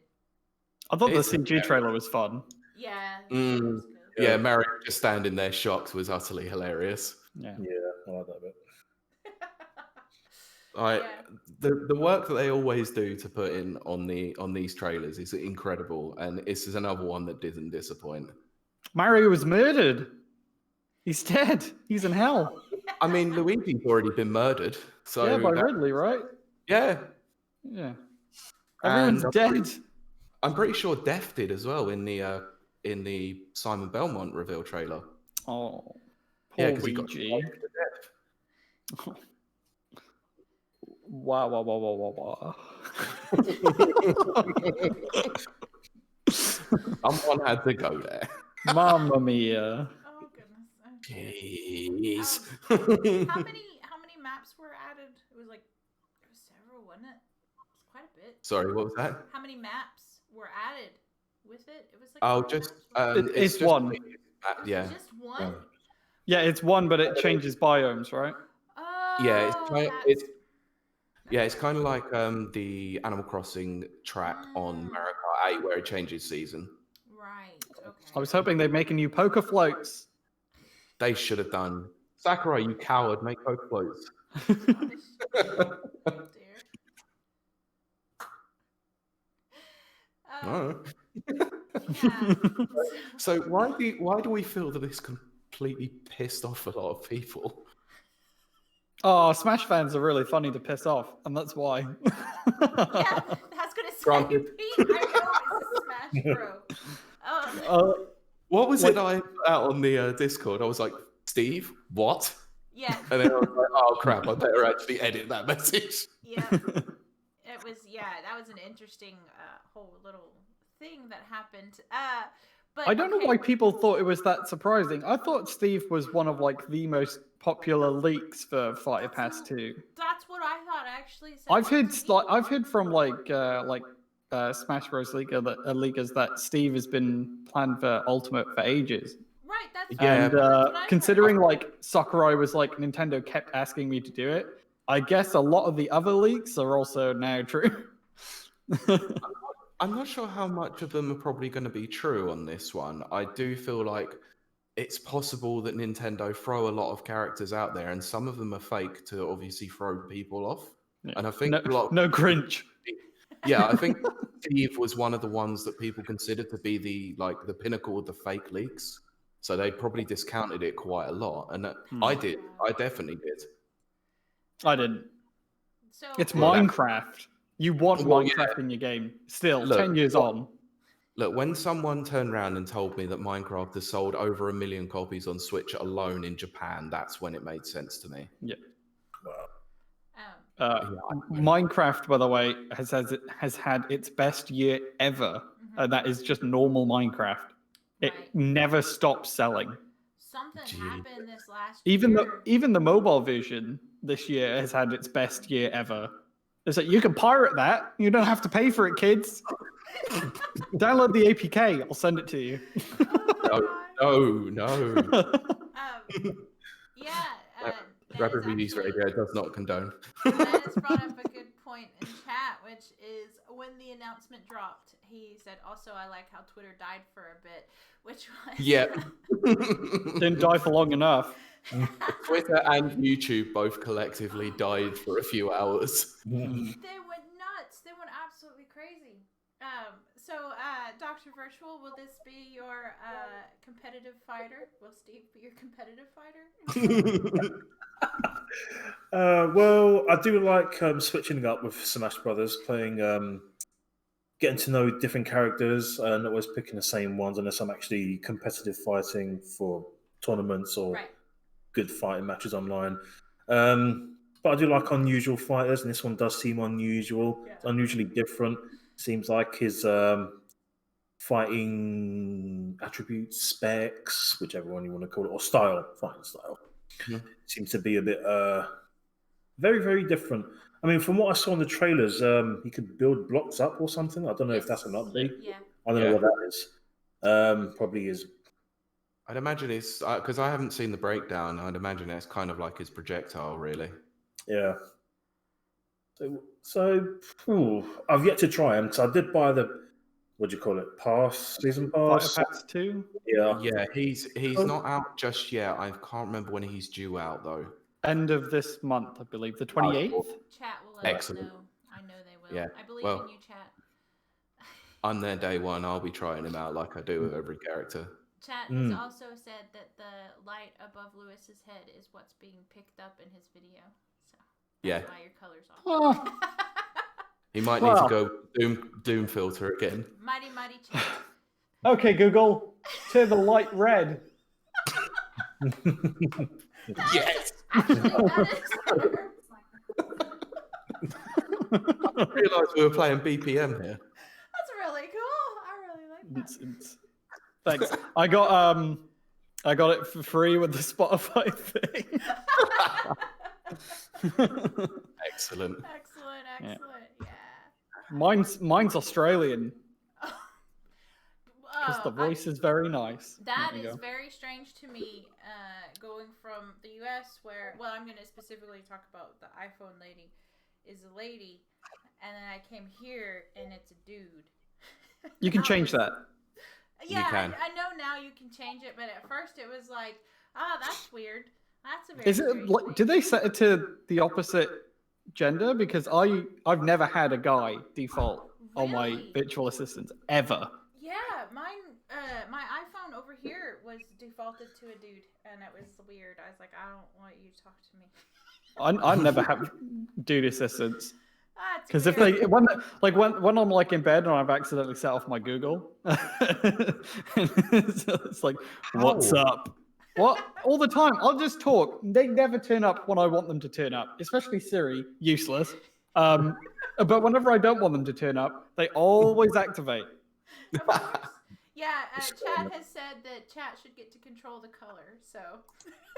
Yeah, I sure. agree. If chat picks a color, they can I'll change it to that color. But I will warn you, most colors don't work. Oh. The light supports them. Google Home doesn't know how it works. Brilliant. Okay, so we'll go back to Smash just for probably one. Who's getting the amiibo? Huh? I really, really want a Terry one. Are they still doing amiibos? I'm very out of They do the loop. amiibos of every Smash Fire. They do, yeah. Oh. Yeah. Yeah, I bought the Ridley one straight away. The Banjo one looks absolutely incredible. I'm getting the Banjo one. Look, I'm gonna allow my them. my amiibo collection is based on games that I have a massive affiliation with. So unfortunately, Banjo is not going to be one of them. But that's why Terry will be got. So I think that's a mistake. So Fine. Look, when I go back and play Banjo Kazooie, that might change. you can play it before the amiibo comes out. I know I can. I've got rare replay. I just haven't got around to playing it yet. So, what did you feel about the amiibo, Sock? He's gone. Amiibos are very funny. Well, I've not actually bought any amiibos in my life. Actually, no, I think I have. I think they got all molded up when I was moving house. Oh, 'cause the Yoshi one is really cute. Yeah, That's all I know about amiibos. Yoshi's cute. That's it. The You got a young woolly Yoshi one. Maisie, yeah, I've got one. That's Pete's body pillow. You've seen the size of my head. It's not going to fit that. No, I haven't got the giant one. I've just got the regular size one. Oh, shame. I would actually buy the giant one as well. Chat says green. Oh, okay, Google. Light green. I'm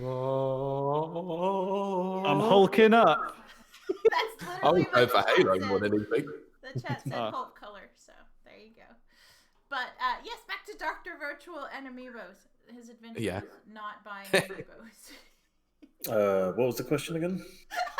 How do you feel about the Amiibos, the new line of Amiibos that have been announced? Oh, I've not exactly seen the lineup actually just yet. I'm interested though because I do like Amiibos. I wouldn't mind starting up a little collection. Of I them. think it's just the end of Fighter Pass 1, right? That's the new one. It's the DLC characters that are on Fighter Pass 1. So, So it's Banjo, Byleth, and Terry. yeah, and Byleth's only male Byleth, right? They're not doing female Byleth. I'm surprised by that as well. Yeah, But- because I feel Did like they have nobody male- wants the dude. Yeah, but did they have male and female Corrin? I'm sure they. I think they did. Yeah, I'm disappointed. yeah. I'm certain they did have that as well. I'll definitely be getting the Banjo Kazooie one then. Yeah, Yeah. I love that game. It's one of my favorite games of all time. everyone buy them and throw them at Pete. Yeah. Look, so long as I can snag a few and keep them for my own collection, I'll be Scamper off into the cave, holding a bunch of Banjo amiibos and your shit. Yeah, exactly. Oh my gosh. Okay, we've got So a Kylie, question. if you had to get any of these amiibos, which one would you get? Of the ones that have just come out? The ones they've just announced, yeah, or any is fine. Well, like There's I no said- Halo amiibo. I know. Not yet. Sad. But there is a cloud one.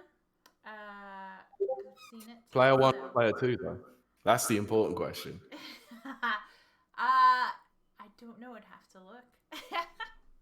The player 1 is basically Cloud's original costume. Player 2 is the Advent Children costume. Nope. Oh, the Advent Children costume. No. Shit. It- yeah. yeah. Cloud one. Cloud player one.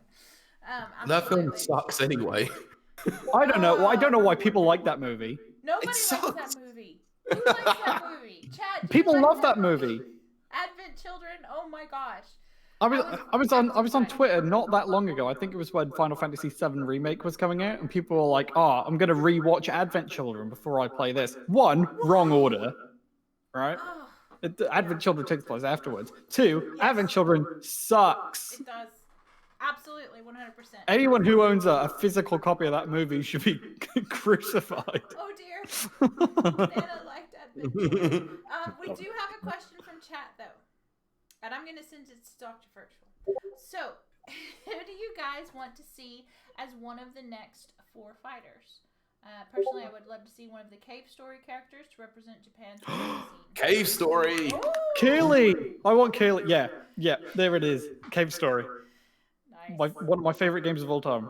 Oh, very nice. What about you, Doc Virtual? Wow. Is this for Smash? Yes. Yes, for Smash. Yes, I should have specified. I remember I made a video briefly on this on my YouTube channel when I made a video about 5 characters that I wouldn't mind seeing in Smash, but this is one of those what if characters were brought into it. I think one of my characters was Worms. Yeah! Yeah. That was a great. I mean, they've got a very varied moveset, really. I was going to It could say, work. think of the moveset on Worms. Holy hand grenade. Yes. Yeah.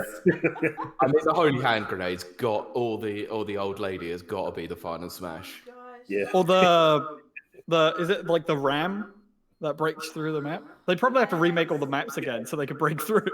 Yeah, true. Well, Mike says Plankton from SpongeBob, which I love anything SpongeBob, so that would be That's a nice. Plan Z move, that one. That was a SpongeBob reference, by the way. Yeah, I got that. So, Lewis, anyone in apart from Doomguy?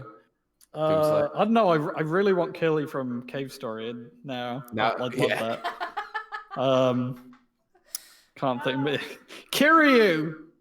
Put Kiryu in it. Oh my goodness. I think a lot of people have requested Kiryu now, haven't they? Yeah. They requested for Tekken a lot, Yeah, I'm not which he surprised. would be so perfect in Tekken. Imagine him and Kazuya just fighting. That would be amazing. But put him in Smash because I mean Kiryu's always put into situations that he doesn't quite understand, so that would also be perfect. I mean, yeah, meta reasons, it makes complete sense. Yeah, either that or Skull Kid because Skull Kid is a Smash pick I've always wanted.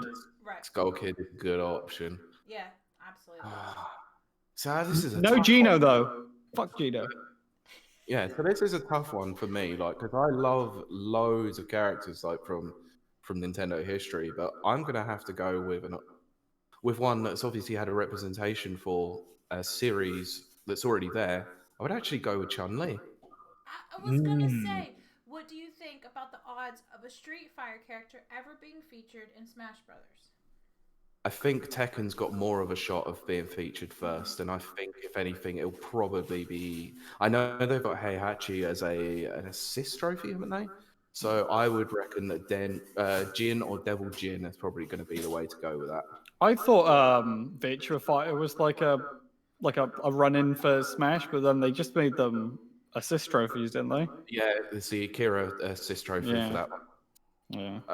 I think if Virtua Fighter was to come out with a new game soon, which I know they have been teasing, then that might be in a couple of years, I think. Yeah, because they're hoping to go on the esports side of things. Put Ayane from Dead or Alive / Ninja Gaiden in there. Absolutely. Oh my god! You imagine?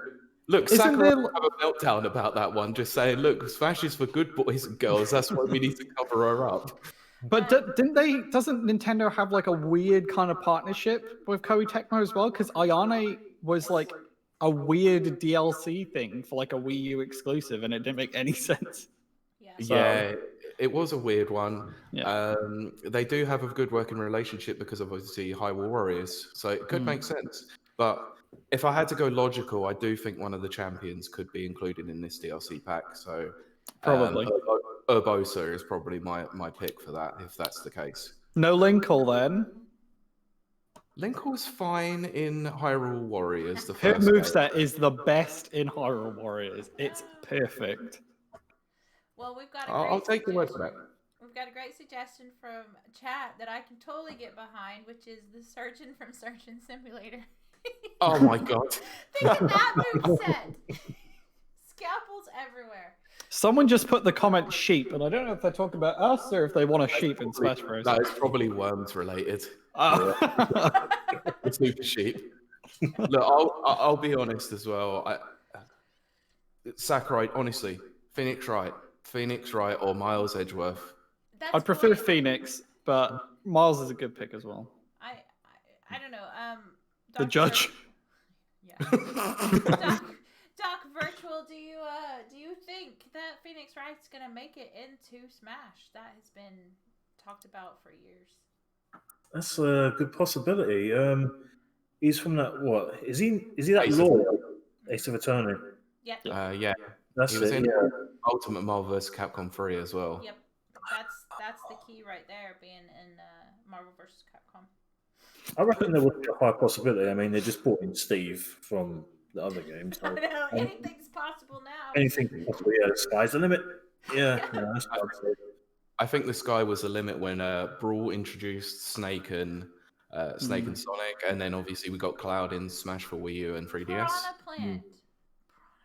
And Piranha Plant, yeah. The Piranha Plant's a really fun character, and people hate it for some reason. He is great. I think I saw a bunch of hate about him like a couple of days ago. Being like, why would you pick such a boring character?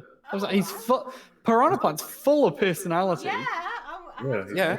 Absolutely. Love that little chomper. Look, that poison is dangerous as hell. It's kind of cheap as well. Yeah, imagine you throw that poison out, get behind them, and then just boom, where are they? I'm pretty sure we talked about Piranha Plant on our early episodes, and I was joking about how it could be a competitor, and then Pete set me straight and said, no, it actually could be a competitor. Is it, or is he banned like most of He's the characters? No, there's to be fair, there's only been 2 characters that have ever been banned in competitive Smash, which is Meta Knight in Brawl and Bayonetta in Smash 4. Yeah. Is that's because people were trolling with Bayonetta, right? Yep. Yeah. I used to do it a lot. Wasn't what's his name banned from tournaments in this Smash Brothers?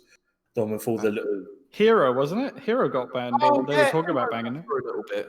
Yeah, because of his critical strike opportunities. Yeah, that's the one. Yeah, I forgot that probably made Sakurai very sad. It's like, stop treating my party game like it matters. Yeah, I think he came out in his Famitsu article and was a bit upset about that one. I think it got banned the day it came out as well.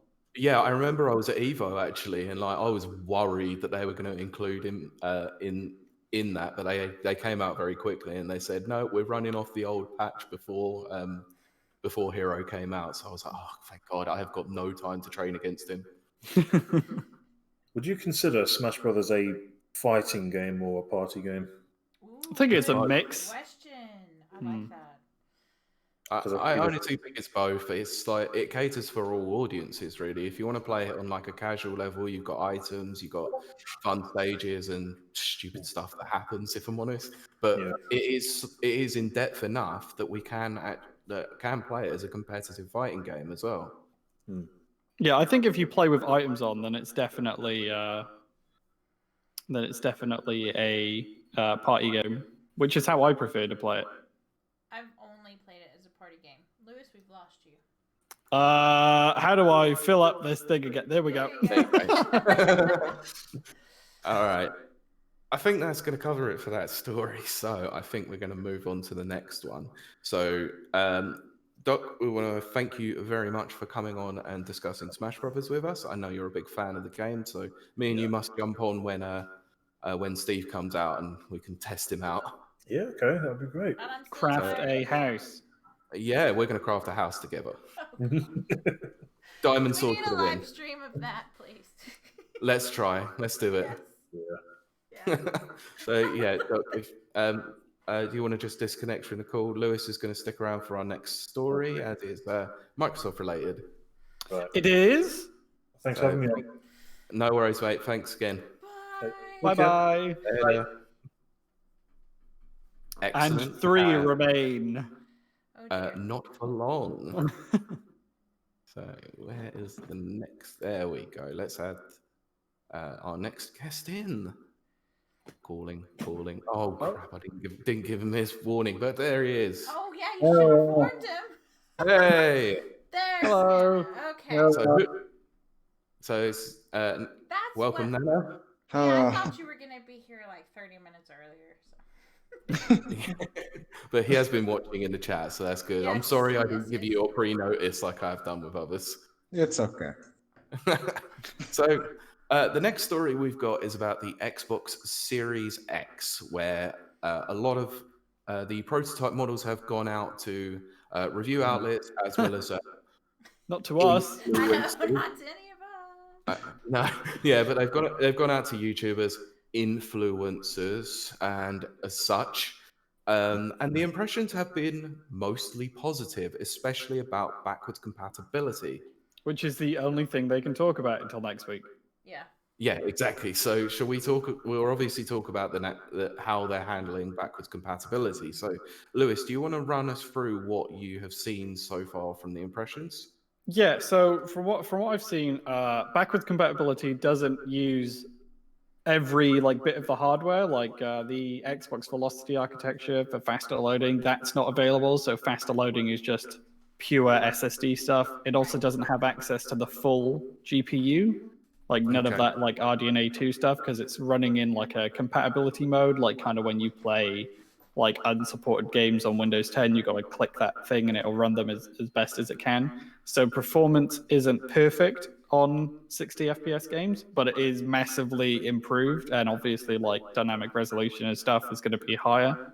And a lot of games are running a lot better, but not all are perfect, if you run them with unlocked frame rates. So, okay. So would you say that a lot of the SSD space that's been used up by the system UI and that it's actually going to be related to quick resume and yes, compatibility? That was apparently an embargo-breaking move by IGN, by the way. They weren't supposed to talk about that. Of course. So it is using the OS, and the quick resume cache is using less resources than just the OS on Xbox One X, which is crazy. It's still using 200 gigs. And so what it is I think it's a 60 gigabyte cache or something, 60 to 80 gigabytes. And what they're doing is in Quick Resume, which allows you to like store 5 games in like a save state, is they are essentially caching that entire segment of the game that you're in into a super fast SSD, so it acts as like a RAM dump.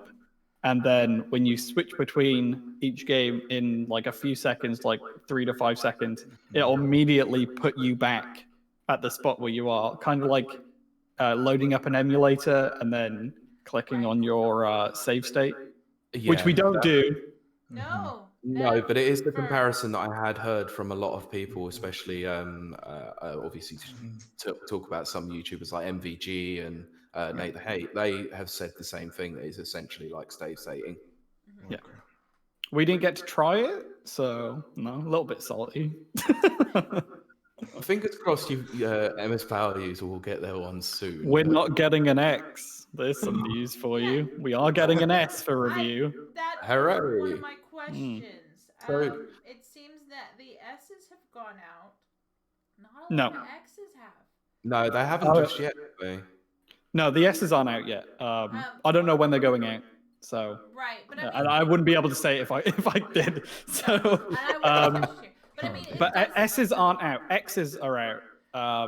And to select people, there's 2 waves. So from what I know, it was the backwards compatibility wave, which we've all seen, and there's some next gen stuff. I think some enhancement stuff that we're going to be seeing next week, like Gears 5 running at 120 FPS. I think that's one of them. Chat has said, "Why would you do that for 5 games? Save and exit." It's because of Game Pass. I can tell you why, because Kylie wants Halo 1, 2, 3, 4, and 4 games she doesn't talk about. That won't work. Yeah. That won't work because it's all under one collection, isn't it? They're not individual applications. I'll tell you. You've right now, ruined that good thing there with your logic, Lewis. Be quiet. She'll be able to have the backwards compatible version of Halo Reach, Halo Wars 1, Halo Wars 2, ODST, Master Chief Collection, and I guess Halo 5 or Halo Infinite if you want to get Halo 5. Infinite. I'll tell you right now, on my Xbone, I've got Mafia and City Skylines both running. So. Both running? Well, You got 2 Xboxes hooked up. No. Oh, don't start this now. Oh God. Oh gosh. One for each hat. I do. Well, that's one Xbox dear. for each 1.5 gardens. Oh gosh. Okay, so Nana. Oh gosh. So Nana, how do you feel about all the previews that have come out in regards to the Xbox? I do think that it's a good thing that they're showing what they can do with the quick resume and stuff. Like, I am a bit more worried about the S because having 198 gigabytes on what is essentially a digital only console with 1 terabyte, it's like that takes up a lot of space. And if you want like a Call of Duty or something on there, that's also going to take up a lot of space. So it's kind of just have a space problem there. Yeah, I have to agree with you. So how do we feel about the Seagate expansion? Pricey. Now it's a bit pricey. Yeah. It's one of the Series S and the Series X. I was surprised that they are actually converting the prices properly, but for some reason they're not doing that on the Seagate expansion card. And we know the reason why they're so expensive. It's because phone manufacturers, like 50 of them, make like 6 phones a year, and that has been ramping up the cost of solid state storage. Like so much. It's so much more expensive than it should be. Yeah. And most of those chips are just sitting in a warehouse as well. So I don't think we're going to see those prices go down for a few years. Yeah. Do you feel that it is possible that companies might actually look into the option of preloading their games on one of these expandable cards? Oh, like actually like shipping. I don't know. That's a lot of money. That's a lot of money, but it would be interesting to see, I would say. Right, because that would give people an incentive to buy one of them.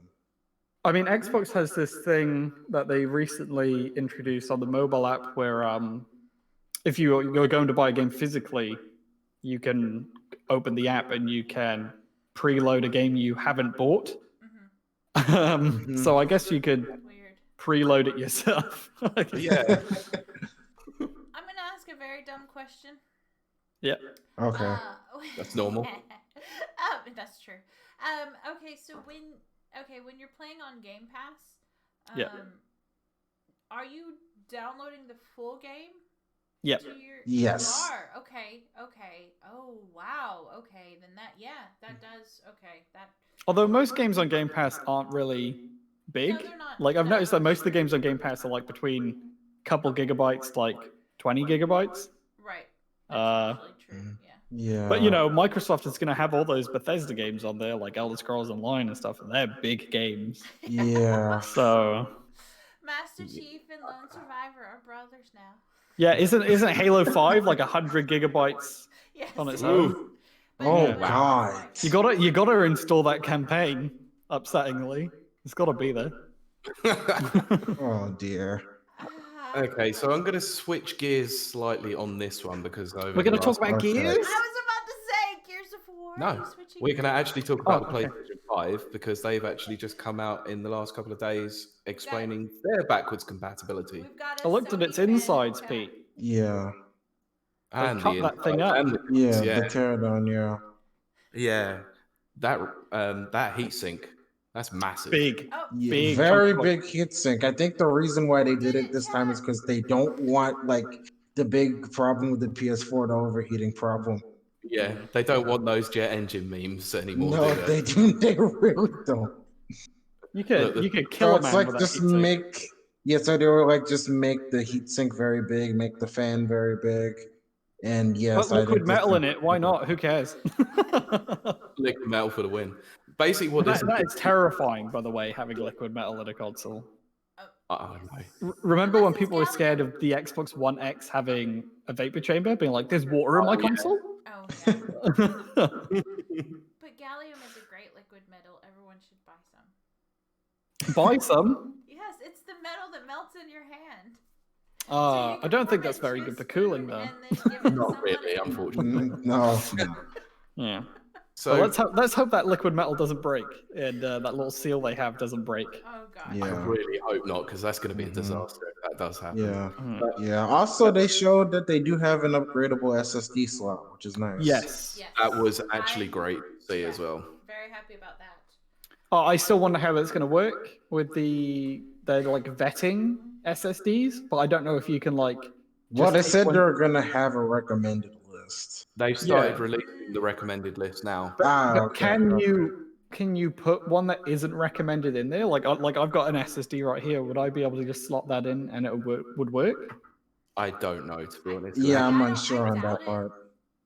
Because I mean that they've been ramping up like how fast their SSD is, but if you can like put any SSD in there, then it doesn't really matter, does it? That's actually a question that I asked on a previous show, which is now that consoles are, let's be honest, they're becoming very much like PC at this point, and I have built my own PC. Well, what stops me from going into, my new Xbox X or, PS5 and upgrading it myself, Your warranty. Well, mostly that.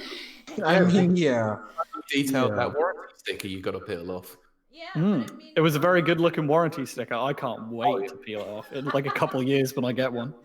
9 out of 10 day one purchase. And I usually buy my stuff used, so the sticker's already been pried off or ripped and put back. Someone's just shoved rice inside your console. Exactly.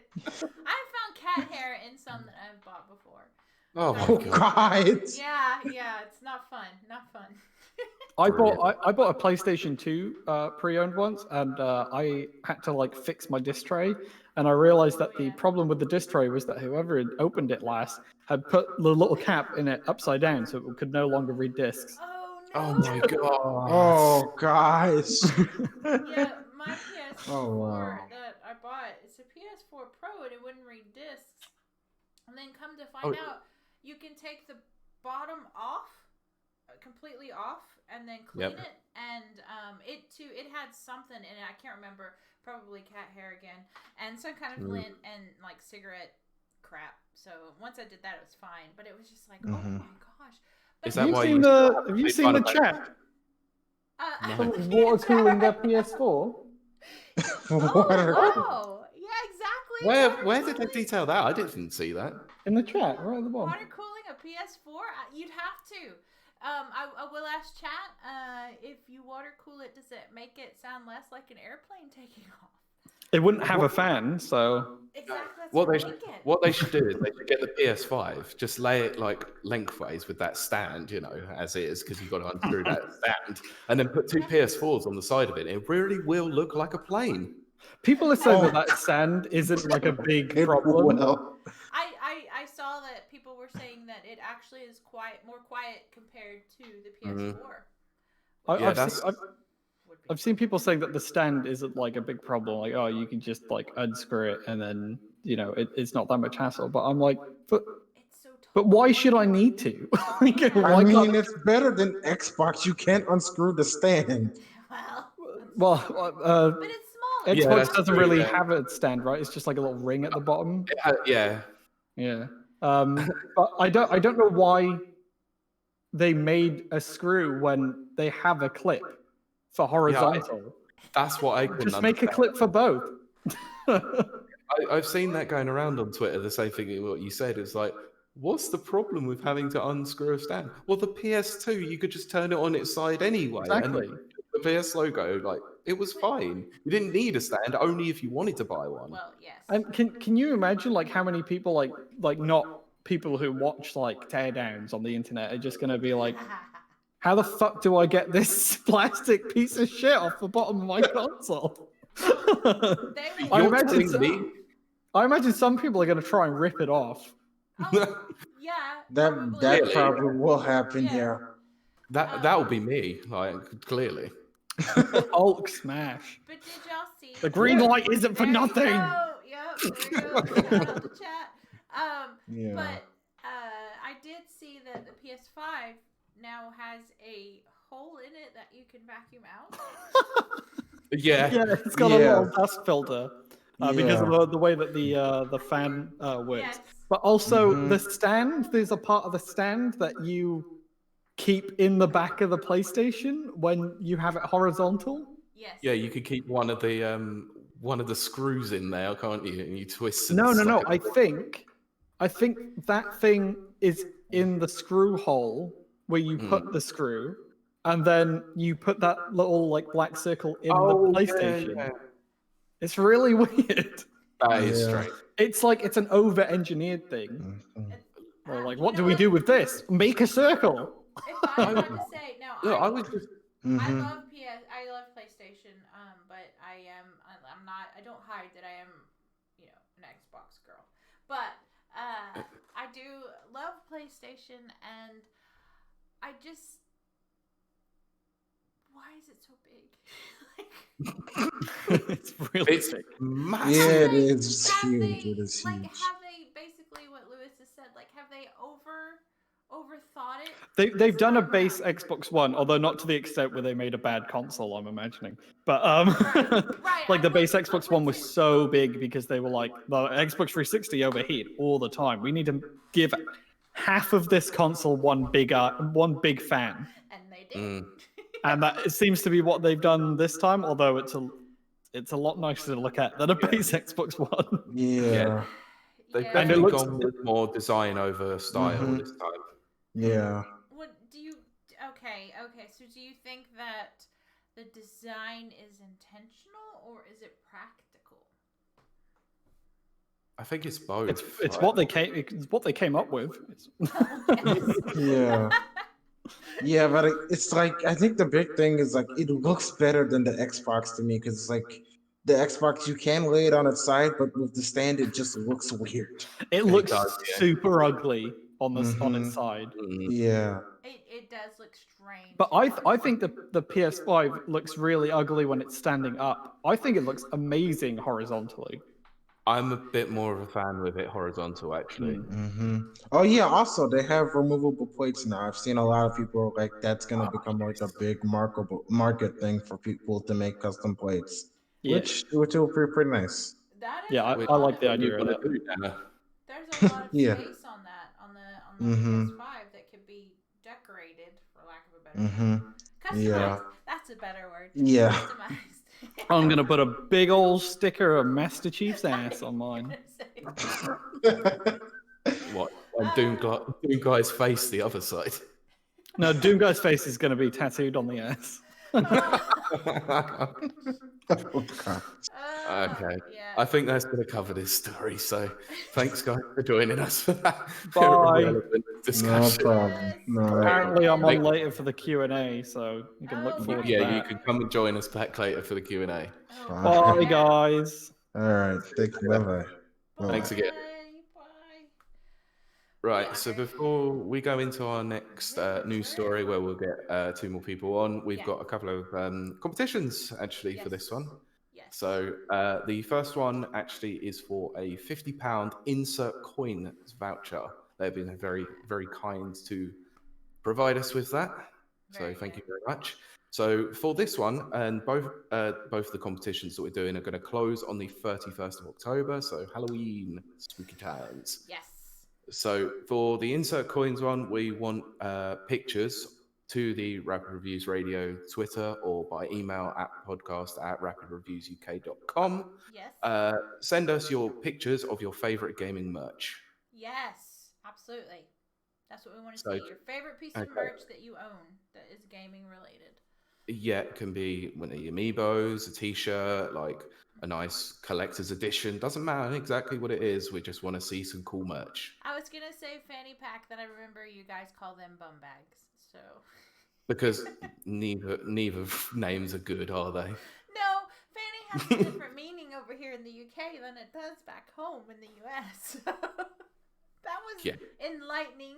So So do you want to discuss? You want to take the second one? What we're giving away for the second prize? Do you have it there? I'm looking at my thing right now. I don't have it up. You'll have to. Okay. It's fine. You've done everything else so far. It's fine. You've handled the stream. So, Anchor, previous people who have provided some prizes before, have come back with us and provided another 10,000 milliamp power bank. So once again, to our radio pod on Twitter or podcast at rapidreviews.uk.com, send us, and this will make sense, your biggest rage-inducing moments in video games. Powered up with rage. Yeah. These Anchor power banks are amazing. I mean, I am a very much user of power banks because I run out of power a lot. Yeah, that's because you're always on your iPad whilst you're working. I was gonna say my iPad literally is out of juice. Boop boop boop boop. So. That needs a clean, honestly. Jesus. Yes. Okay, so yeah, we'll put all the details again after the stream. We'll put it in the description. So yeah, just feel free to send across to those if you want to get involved in the competition. Like I said, that will close on the 31st of October, and we'll probably draw the winner on live on air on the 1st or whenever it goes live on the 2nd of November. Yes, and again, thank you to both Insert Coins and Anchor for allowing us to do that and giving us great prizes. It's really good. Yeah, so... Oh, bugger. I'm going to have to remove some people from this group. So, one second. I have to agree with chat about the rage-inducing moment. All of Bloodborne, all of it. And yes, I second that. Yeah, I think I might have to agree with that one too. So. Yeah, I'm not the biggest. Is it From Software that does the, all the Bloodborne and Dark Souls and all of those? They're so difficult. Yeah. I love watching Let's Players do it though. This is my favorite. Sorry, just bear with me a moment. I've just got to remove a couple of people. I didn't realize there was a limit on here. Eject them from chat. No, I'm kidding. I have. I'm just gonna. Yeah, we've got some more controversial stuff coming up, which is always fun. Right, so we've got the next 2 people coming to join us. Hopefully now. I feel bad. I didn't even give them their notice again. I'm sorry. Live streams. Oh my gosh. Okay, as they initialize. Hello, guys. Hello, Daryl. Hello. Hello. Without warning, you were added. I know. I'm so sorry. I didn't give you your warning. It's all right, no problem. Yes. You know how Lewis is. Didn't I say in the chat? Didn't I say? Absolutely. You called it dead on, man. Lewis is giving you a shout out right now in chat, so. Poor James. Warn him. You probably should have warned him. What has happened to James? So we just currently got 2 boxes swirling around. So, how you doing, buddy? Anyway. Yeah, good. Yeah, I can't complain. Like, congrats on the 50 episode. It's always a landmark, isn't it? Oh gosh. Yeah. Well, what are we gonna do for 100? Jesus. Lewis marathon all day, the whole Sunday. Oh yes, please. 24-hour Lewis stream. Oh my 24 gosh. Just irreverence and weirdness. Chat has actually said something very, very good, which is we need to link Twitch and Twitter links for all of our guests at the end. So, and we will do that. We will. That's true. That's actually very. Yeah, that's it. Okay, so James says he's here, kinda. What does that even mean? There he is. Hey, there we go. Oh no, we lost him. I blame Lewis for this. Oh my gosh, that's too funny. So we wait. There we go. Hello. There we are. Hello, mate. Hello. Well, I'm sorry about that. Nah, it's all good. It's good. So now that you're here, we can jump into the next news story. So there was a lot of controversy over the last couple of weeks to do with Spider-Man Remastered on the PS5. That's because they changed the facial capture artist for Peter Parker, and the internet collectively lost its crap. Yes, I was one of those that did. We discussed this, didn't we, between us? We did. You very much Jesus. did. Yeah. So, James, how did you feel about the changing of Peter Parker's facial capture artist, and how do you feel Insomniac Games handled it? Well, this is very on par with 2020. Yes. Yeah. I'm still baffled. I'm still baffled by the whole approach. I wouldn't say I'm any more relieved or assured by the slightly bizarre press release that came with it. Yes. But I am looking forward to seeing the next Miles Morales game, where the latest incarnation of Peter Parker now looks like he's about to embark on his GCSE science course, but he's going to mentor Miles Morales, who's just about to finish his Masters in Science. So I'm very sort of confused about how or why they've gone down that journey. I can kind of see it from a marketing perspective, I guess, if they've gone for a new generation with a new target audience. But other than that, I'm sort of faffing around going, that's an own goal. Why? In keeping with the rest of the year, why? I have to absolutely agree. 100%. Yeah, I was stunned. Like, it wasn't so much that, of course, he looks like Tom Holland. Yes, he looks like an exact copy of Tom Holland. But it was more the age regression. How he's supposed to be mentoring Miles Morales. I'm stunned by that. That was exactly how I felt about it as well, was that it's just the de-aging thing was just a little bit sort of uncanny valley for the story that they're trying to tell. Yeah, it didn't really seem to make any sense. It doesn't seem necessary, particularly. And for it to come out so sort of left field, it just seems, as I say, totally not worth it at all. But hey, it is what it is. We'll have to kind of judge it, I guess, when it hits the ground. And collectively, there's always going to be some sort of departments within the internet who are going to be devastated, and this is the worst thing they've ever seen. Right. All right, it's upsetting, but it's there's definitely worse things happening right now. And there'll be others who will probably forget it within 24 hours of getting their hands on the game, which still looks ridiculously sexy and cool as hell. So I'll focus on that bit, I think. I think that's very Sure. true. So yeah, Daryl, your thoughts on the new Spider-Man face? Which probably means something else in this country as well. Oh God. I think, I think just one of those things, really. I mean, I think my theory, anyway, is because when they first released the game, I think it was a couple of years ago now on PS4. Yeah, about that, yeah. I think around then they were kind of in the midst of developing Miles Morales for PS5, but I think, they didn't really have a sequel in mind, perhaps, or a story in mind, perhaps, of where it's going to go after Miles Morales. So I think now they've changed it because they know where the games are going. They know where the story is going for Spider-Man 2 or maybe 3. So I think they wanted an actor who could maybe fulfill the role of the story that's coming up, perhaps, instead. So I think soon we'll probably look back on this and go, oh yeah, that made sense. That makes sense for the story. And I think that's where it's heading, to be fair. So I'm fine with it, to be honest. I mean, we've had a different Doctor Who, we've had a different James Bond. I mean, I'm happy with it. It's fine. That's actually a really good take on it. I do wonder. So how do you much feel of this... with Go on. Oh, sorry. Go on, Joe. So I do wonder how much of this is also in keeping with the potential runaway or unprecedented success of Into the Spider-Verse as well. I wonder. I mean, I don't know how much of that is linked up in the whole grand schemes of sort of Insomniac's planning on this.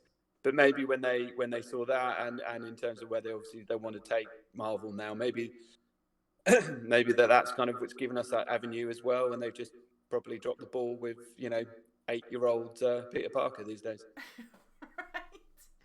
I actually made the comment on Twitter, but I'm going to make it here because it is something I actually truly feel.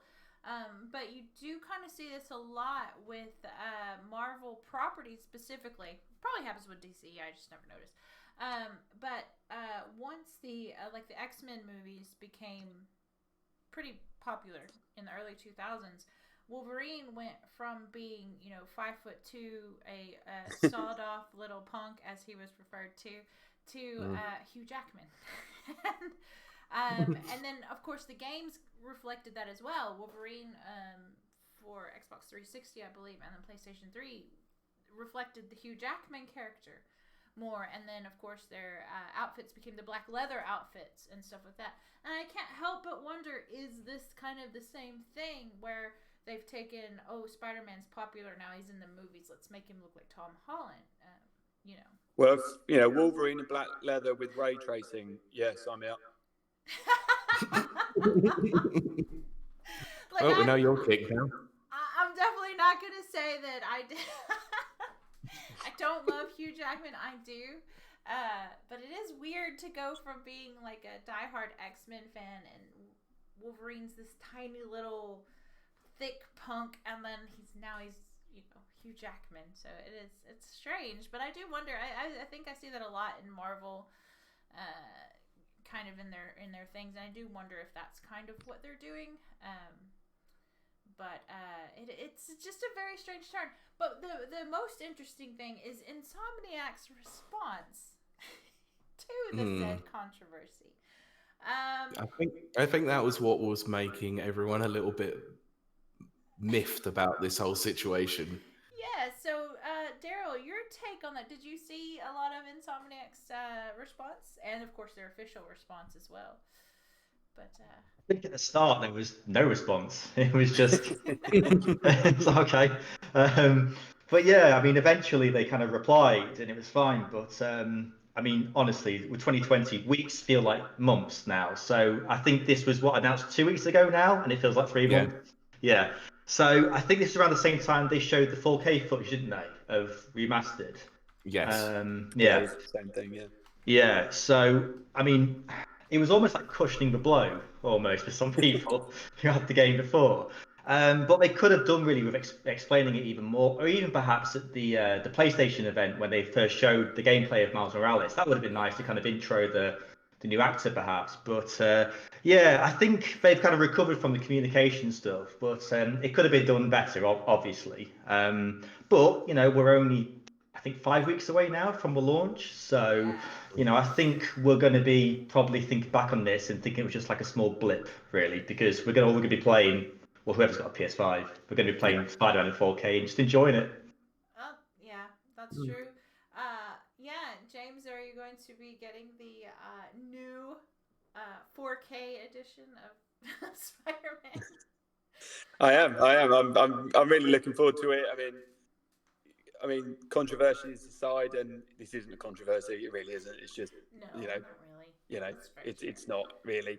Yeah, I can't wait for it. I'm really looking forward to it. As I say, there is a countdown, obviously, on 5 weeks. Really, I'm looking forward to it as being one of the games that's really going to kind of put the new generation of consoles to the test, really. And the latest footage of the new game with the kind of the way he's walking through Harlem, whatever he's walking through, and it just looks really, really good. It's just sleek as anything. And that's going to be where I kind of put my money in. Less concerned about facial features or deep fakes. Yes. Oh my gosh. Yeah, you know what? I did not think about how deep fakes might actually influence games. That's an interesting thing. Oh dear. Yeah, that's another podcast. But that's another idea. In terms of where my energy, yeah, it's gone 9, isn't it? It's definitely gone 9.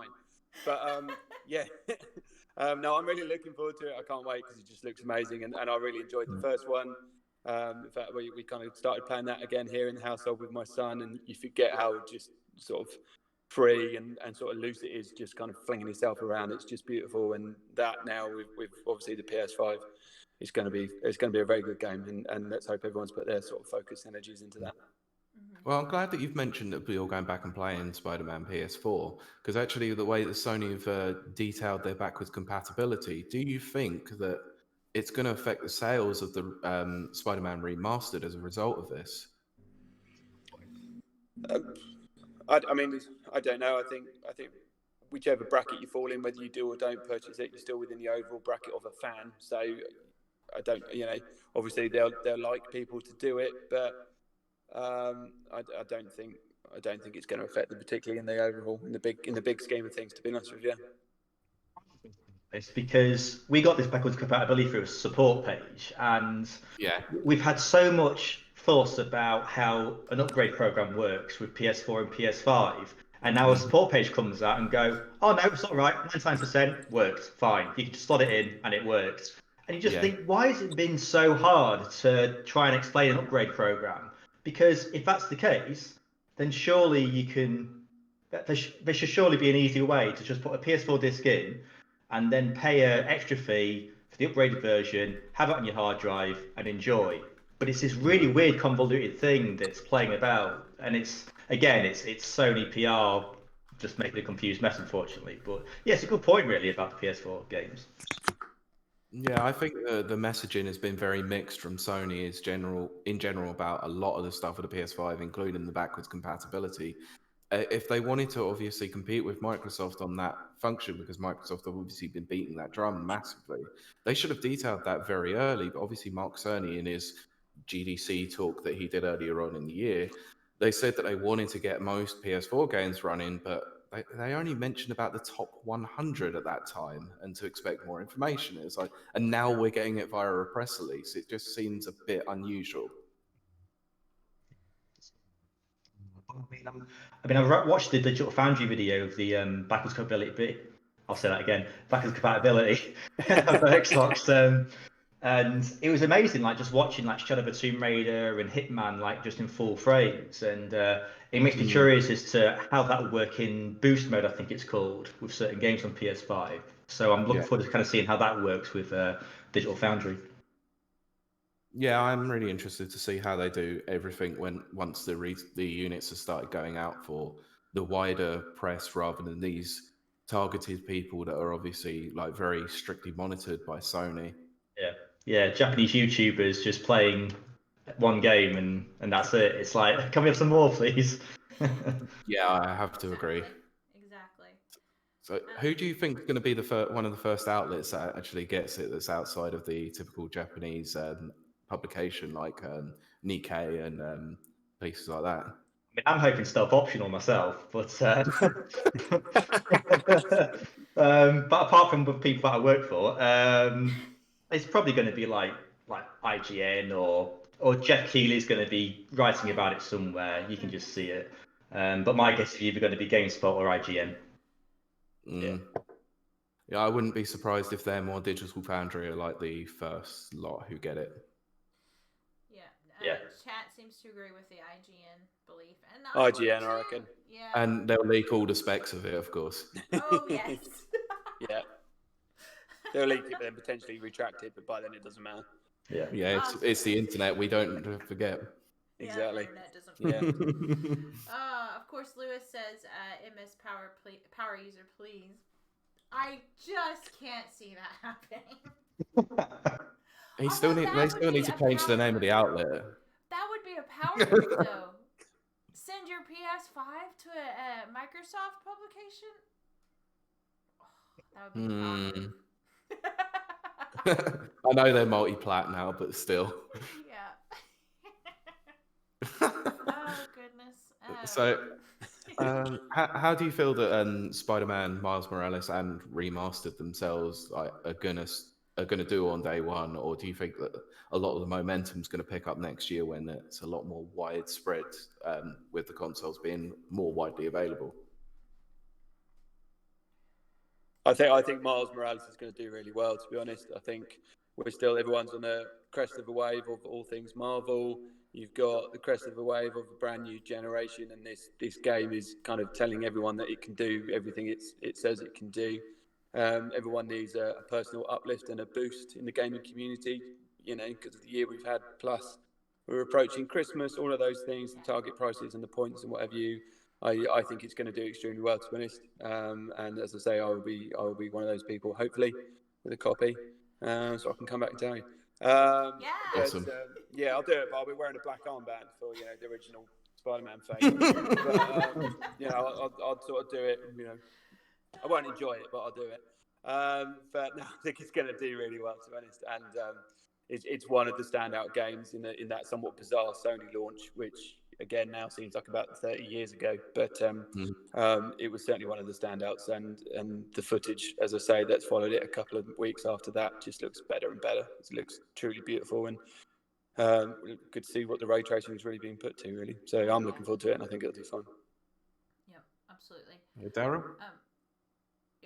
I think, obviously, lack of Game Pass or something like that hurts it, but they've still got PS Plus collection, for anyone who buys it. But I think Spider-Man will do good there, definitely for a launch title. And, end of the day, it's £60, £70, especially for Ultimate Edition. But, I mean, I think a lot of people are looking forward to Christmas as well, and realistically, there's not really a lot of money to go around. I mean, it's been a difficult year for many out there anyway. So I think Spider-Man will work because of the publicity. Personally, I would like to see more of Destruction All-Stars because that looks like a really fun game.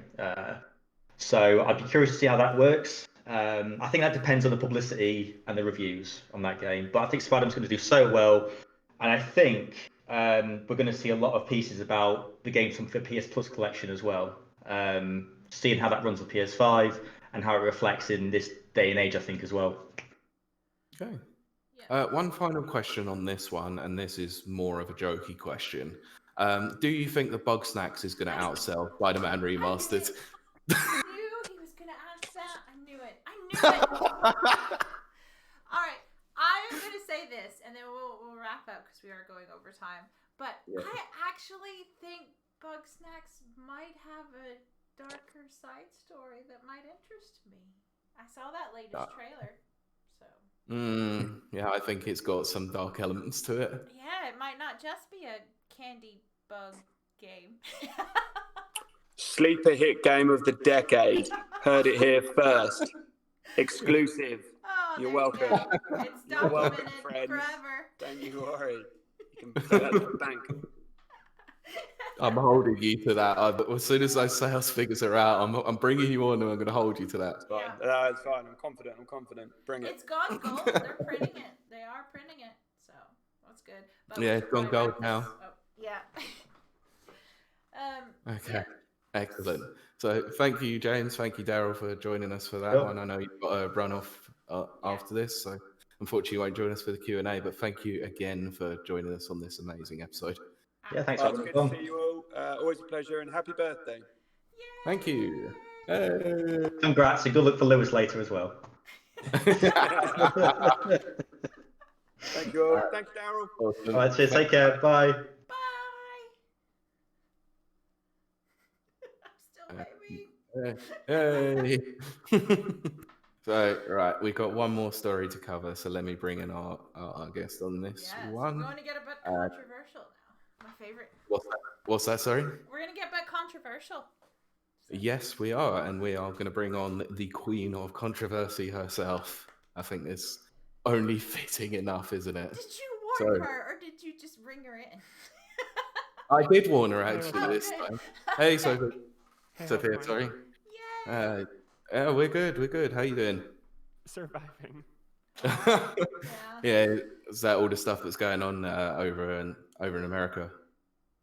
No, not really. Just been earlier this week, I was covering the unrest in Minneapolis again, and then I haven't slept since. So it's Dear. So, must say thank you for obviously staying awake Yes. to help us celebrate this episode. So yeah, we- no worries. All's good. we'll have a great story to cover. I know you're going to want to talk about this one. So The Jason Schreier one. Oh, yes! this would be it. So, Jason Schreier recently wrote an article for Bloomberg talking about crunch, mandated crunch at CD Projekt Red in terms of Cyberpunk 2077. So, I believe it was Adam Badowski who sent the email out. It was like studio head or someone at higher up there sent an email out apologizing for the crunch and the fact that they couldn't delay the game again because they've already delayed the game a good couple of times already. So how do we feel about, obviously, first of all, Jason Schreier's article in general? He always comes into his crunch articles with an ideological slant, and he's typically very unfair to the developers. Now, in my opinion, there are problems with crunch within the game industry. Like, there are studios that take it to a toxic degree, and it impacts the people's physical and mental well-being. The problem with the CDPR thing, though, is it was voted on by people at CDPR. They had the choice. They were given an option to delay the game again or to work 6 extra days. It would be a Saturday for 6 weeks. And they get, in Poland, due to their overtime laws, they get paid a lot for this. Yes. So they're not unlike a lot of American AAA studios where, like those CEOs at the top are making millions and like the developers can barely get by. They're getting paid pretty fairly there. I believe I read something, and don't completely quote me on this, but I think they're getting like 5 figures for their 6 days of overtime. Whoa. And CDPR, also all sales of the game, they don't share all the money obviously, but they do pay downwards to their devs. So like the devs are treated very fairly. And so anyways, Jason Schreier's reporting is very, very questionable. And then a Game Informer, I forget the girl's name who reported on it, but was it Liana? I think it was. Yeah, Liana Rupert. Yes. Yeah. That's correct. She talks about how the developers voted on it, and then of course Jason Schreier kind of got his pitchfork out and went on the attack, resulted in this journalist getting bombarded with hate. And, these types always spell gamers as like the toxic harassers, like the gamer gators are always attacking people, but the people attacking her aren't like the Gamergate crowd. They're not like the toxic right, quote unquote. It's Jason Schreier's audience who's mad at her for criticizing his faulty Ps. And so this whole thing has just turned into a shitstorm. Behind the scenes as well, crunch isn't this like easily debatable thing. It's not this black and white thing. A lot of developers support it in moderation. Obviously, some people hate it, but the gaming media always comes with it at this slant of like, it's bad for the developers 100% of the time. If you suggest otherwise, you're just wrong. And then with Jason Schreier, he goes on his blocking sprees, blocks anyone who disagrees with him.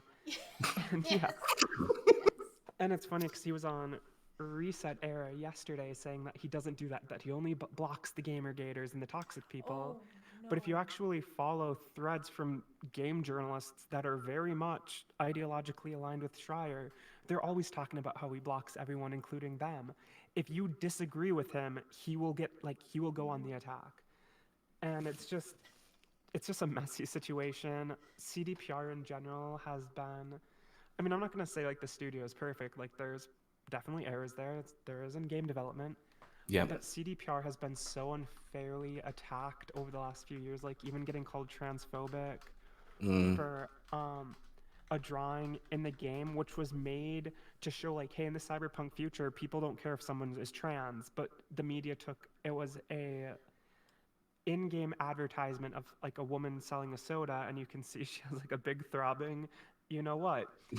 and it was done by the artist to show that like in this future, people don't care. Like that is marketable, that's hot. You can sell products with that. But the gaming media wrote CDPR as transphobic. If you look at like the crunch stories, all the major game sites, except for Game Informer, are siding with Schreier and we're writing all these pieces about how it's toxic and wrong. And it took almost a week for someone to talk to developers and get to the bottom of the story. Yeah, because that was the thing that actually got to me about that, was that Schreier was saying that he spoke to over like about a dozen different members at CDPR, and then Liana came out and basically said, well, I've spoken to about 15 of them that are different to the ones that you cited, and they don't see a problem with this, which is very unusual. And then obviously Schreier then goes on the defensive and says, yeah, well, you know, I've talked to these people and they find it a problem. But there are 1,000 employees plus at CD Projekt Red, and not all of them are going to agree with the crunch. Some of them might agree with it. Admittedly, during the Witcher 3 development, they did have issues with crunch again. But I think we've got to look at this as a broad scheme, especially when it comes to any product launch. You're going to have crunch regardless of what industry you're in, whether it's IT, game development, movie development. Everyone has crunch. And it's just how companies actually mandate that crunch, you know, whether or not they're financially rewarded for doing so, and it's not putting their mental health at risk or the physical health, then I don't see a problem with crunch, honestly. I mean, and like one thing, like the gaming media always goes on the attack. What they don't discuss or point out is that they also crunch, take E3 or GDC or things like that. Game journalists are crunching during that week where, like, if you listen on podcasts, they're doing like 16 to 18-hour work days. That is crunch. That is an unhealthy amount of crunch, like an 18-hour a day. But you won't see them write pieces about, oh, game journalist has a crunch issue. But they do that. YouTubers, a lot of YouTubers need to jam out content, 3-4 videos a day. They're crunching, but you don't hear stories about that. It's very ideologically driven, and so they're picking their targets. As it pertains to CDPR, if it was voted on and the majority won and they decided to do the crunch, of course there's going to be people that disagree. And it seems like Schreier found someone who disagreed with it and then had them steer him towards others who disagreed with it, and he just went for those that disagreed. It was a very unfairly reported story because he clearly didn't talk to enough people if he only spoke to those that had voted against it or opposed it. And I mean, you see this with the editor-in-chief of The Escapist actually wrote a thread calling out Jason Schreier, and I believe he wrote something about how he's talked to devs, and again, crunch not black and white. A lot of devs see its use in moderation, but we don't get those stories because the gaming media will only go for those that oppose it. Sure. And again, obviously, go on. I was just going to say, again, that's not to defend crunch. I don't want to come on here and sound like I'm defending it, because I do think there are massive problems in the AAA industry and developers need more protections. But at least CDPR is paying their developers, at least thanks to labor laws in their country, they're well taken care of. If you want to talk about crunch and it's toxic, talk about EA and Activision, where developers get paid shit. The CEOs at the top keep firing people as they're making more and more money. and there is no Yep. trickle down money for them, and that's where like the crunch is most problematic. Yeah, and I was also going to bring up Rockstar Games into that one as well. Mm-hmm. Yep. That and- was Mhm. the Rockstar one was. I never felt like we got like the full story on that one. Like it does sound like there was problems there that needed addressing, but there was so much like stuff. I think because of the nature of the NDAs they have to sign, we're not getting like the stories. Like I don't think it was as bad as it was reported. Like most of the devs weren't doing 90-hour work weeks as some of the game media reported. Yeah. But maybe some were, and I think Rockstar would probably fall on the end of the toxic side of it, but it is hard to tell. Just there's so many non-disclosure agreements tied in with Rockstar. I think there's a lot of NDAs when it comes to game development in general, but I think Rockstar Games are definitely one of those ones that do keep a very tight lip on lid on everything. That's for sure, 100%. Chad has actually said a very good point, which is it's easy for Schreier to criticize crunch when he's the only games journalist that never crunches. Yeah, That's a it's good pretty point. big burn, but it's a good burn because, as far as I understand, once he's hired by Bloomberg, it's it's not probably not a big crunchy job. I highly doubt it. Yeah. But I think a lot of things that have been brought up is that, and I've brought this up too. It's very hard for me to get behind devs that are compensated quite well for their crunch culture when I've had to crunch, and if I'm in America, yes, I get paid time and a half for overtime, but that's it. That's all I make. So if I'm making $7 an hour, I'm making $10.50. And still working my butt off, and then my taxes chunk it out. And then I'm the one that's buying the video games. So to read something about crunch culture and what I would consider an almost elite career of development, it's very hard for me to relate on that level. And so I think there's a lot of blowback is really what I'm trying to say. Towards this, I'm not going to say supposed crunch culture. It's there, it's documented, but they're very well compensated. What about the rest of us? The working stiffs, the working class, It's and to a very degree, hard, you know what you're signing up for when you take some of these jobs. Right. If you're getting a job at a AAA studio and decide not to do indie, you're going to crunch.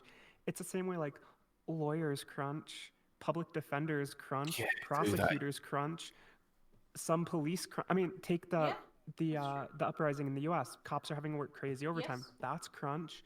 I mean, depending on your career, you're going to have to make sacrifices. That's any job you take, you're going to have sacrifices. And it's just like weighing that. Is that right for me? If it's not, find another studio, because not all studios have this. You can also do indie game, and obviously it's not as easy as just saying like do another studio, but you know what you're getting into when you sign up for development, especially when you're working on deadlines with hundreds of millions of dollars on the line. Some of these games cost untold millions. There's going to be sacrifices on those involved because you need to please the shareholders and the consumer. Yes. Absolutely, yeah. And you'll see that a lot of developers who have obviously done this AAA studio stuff then go on to make like their own indie studios like later on down the line when they've spent a lot of time in the industry. I look at the previous Rare employees who obviously went on to go and make Ukulele, who created their own studio because obviously they didn't want to carry on working with Rare. I don't think Rare are particularly known for their crunch culture, but clearly like AAA development does take a toll on some people. Well, you have the option to leave. I mean, it's very like, okay, you don't like the environment, well, go get another job. Development is in demand, and if you're if you're college educated and you have a degree, well, you can just leave. You're in demand. So it's very hard for me to try to gin up pity for someone that's compensated. I mean, if they were being mistreated, absolutely, 100%. Oh my gosh, workers' rights right there. Yeah. But they're getting compensated a lot of money. Yeah, I think so long as they're treated with decency and respect, they're financially compensated well, you know, they are obviously allowed some time off after, you know, spending 8 years on this game, then I don't see a problem with this 6 weeks of crunch culture. Yeah, okay, like we said, and we're beating a dead horse here, crunch isn't great. We're not saying it is. It's just it has to be done sometimes in whatever industry you're in. Yeah. Sophie is going over really well with chat right now, by the way. Glad to hear it. So do you feel now that, obviously, now that Jason Schreier has wrote a few articles about crunch, you know, and it's pretty much become a meme at this point that this all he ever writes about, do you feel like the confidence in his writing now is starting to show with the general public, where they're criticizing him a lot more than they usually would? I don't know how far that criticism extends, because I think a lot of people forget that social media is very much in a bubble. You know, sometimes, like, take Gamergate. Like, if you went to like a GameStop or a Game Shop and asked like patrons of the store about it, or like any controversy in gaming, most people probably couldn't tell you about it. Like, I've discussed issues in gaming and when like playing online with friends, and most of them will be like, never hear about it. And so I think the Jason Schreier stuff, his reporting, the anger about it does get trapped in a bubble just because of the nature of social media. Or like someone who is interested in games and who maybe picks up a couple a year, sees his articles on Bloomberg, they just take that as fact. Yes. And so I don't think the criticisms of it go as far, especially when all the major gaming sites parrot what everyone else says. You don't get articles on IGN, GameSpot, Game Revolution, Kotaku, or Polygon, or a myriad of the other gaming sites not necessarily defending crunch culture, but being like, hey, it's more complicated. You don't get that gray area reporting on it. It is just pure, it is wrong. And so like the general populace, I don't think sees the counter arguments to it. And so I don't think confidence is waning in his reporting where it matters most. And that's going to be the mainstream public who just reads it and it's like, oh wow, that's horrible, and then they go on with their day and they don't hear about the counter arguments. Yes, if that makes absolutely. sense. That Yeah, I makes have to perfect agree. sense. Yep, absolutely. You know, speculative question, but do you think that Schreier is going to last much longer? Because this week has been. He'll outsurvive anyone in the medium currently.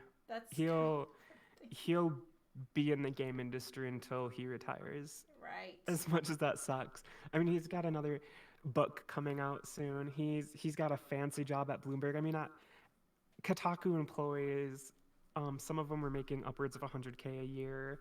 Right. Vice, Patrick Klepek of Vice makes about $101K a year, and Schreier's probably making like an easy 150 to 2K at Bloomberg. Like, his career is set. He's fine.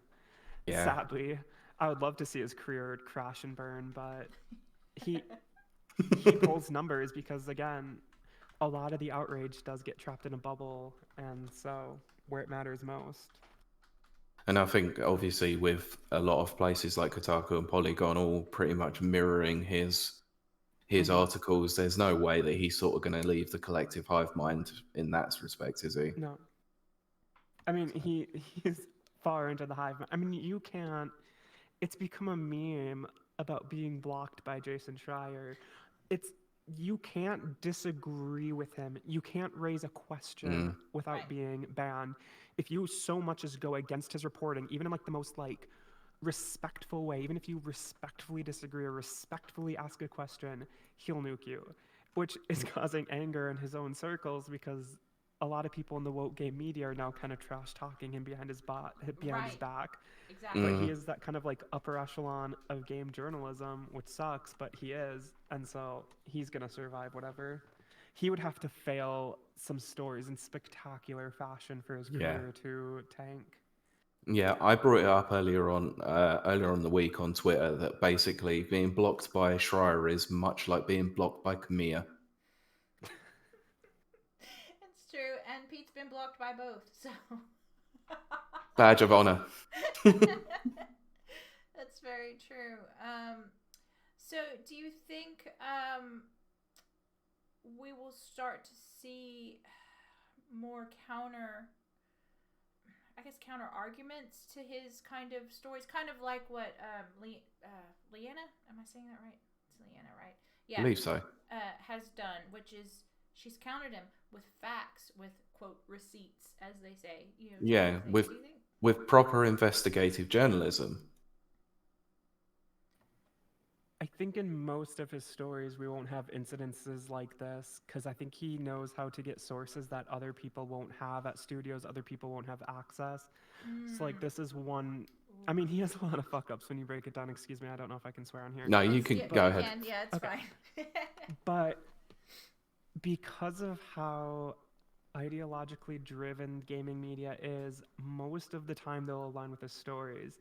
Even now, Liana Rupert is getting like the support of people like us and some people in the industry, but most people are still kind of pushing back against her because she went against it. She didn't paint crunch as this strictly evil thing. And so there are a lot of people that don't like Shire, but they still agree with the ideological slant, and so they'll still defend his reporting. Yeah. A lot of the outrage we're seeing is still confined to that little bubble where, you know, people like us and some people in the game media will nitpick it and tear it apart, but it still isn't a bubble. Like, we're very much trapped in a social media bubble. Yeah. I think I think it's disappointing, obviously, that is the case. Yeah. But I'm glad that obviously there was one person who was willing to make that challenge, at least. Absolutely. I think at least on the bright side, we're seeing a lot of gaming websites are starting to die. Like, CNET, GameSpot, and Giant Bomb was just sold to Red Venture Media for $500 million. Oh, wow. Red Venture's already doing layoffs. Kotaku shuttered all of Kotaku UK. Game Informer shuttered like everyone in their Australia branch. Yep. We're seeing other gaming websites close down or shutter. Vice is taking financial hits. And I think we're starting to see, you know, like Kotaku is with Geo Media is in like a horrible place, losing money left and right, thankfully. And so we're seeing like the industry get smaller, which comes with its own cons in a way. But I think it leaves the door open for more fair coverage to rise because, I mean, you guys, last time you brought me on the show was to talk about, I think, my Clique article about the game journalism, Clique, whatever you want to call it. And as more websites die and more of these people lose jobs, more YouTubers are going to rise, more independent journalists. Like, I'm someone who rose where I really shouldn't have, and I kind of offer up different perspectives, and there's an audience for that. And so I think that's what the future is going to be, is seeing like the major websites. We're going to see a lot of, I don't think we'll have a Kotaku in 2 to 3 years. I really don't. I don't think we'll have Polygon in 3 years. Hopefully, fingers crossed. I will piss on the grave of Kotaku when they die. Oh gosh. I do have to agree with you. I think a lot of these bigger outlets are sort of on their last legs, and they're sort of trying to see what they can do to court controversy a fair bit more with a lot of the gamers, seeing what they can get away with before they're gone. Yeah, they all tend to regurgitate the same stories, and it's, you want something different. You want a different perspective, or just a different, I don't know, just a different voice, you know? And that hyper woke angle they take to everything doesn't have wide appeal. Like, this is a video I'm working on, hopefully sometime later this month or next, but how many game reviews now pop up at websites like Kotaku, Polygon, Vice, etc., that complain about colonialism? They will complain about colonialism in a video game. That doesn't have, like, feeling bad about killing the monsters in Monster Hunter because colonialism and it's wrong to kill the monsters. Those are real articles, and not just one site, but multiple. They're real And that doesn't have wide appeal with the public either. Like, speaking of bubbles, that wokeness is also very much in its own bubble. And so the general populace who's Googling for reviews and they come about one complaining about colonialism, that doesn't have the wide appeal either. And so they're kind of burying themselves in a lot of ways. And so I think a lot of these sites, their days are numbered unless they change away from this complaining about like everything they can find that's like regardless if it's silly or not. I mean, who cares? Colonialism in a video game. Come on.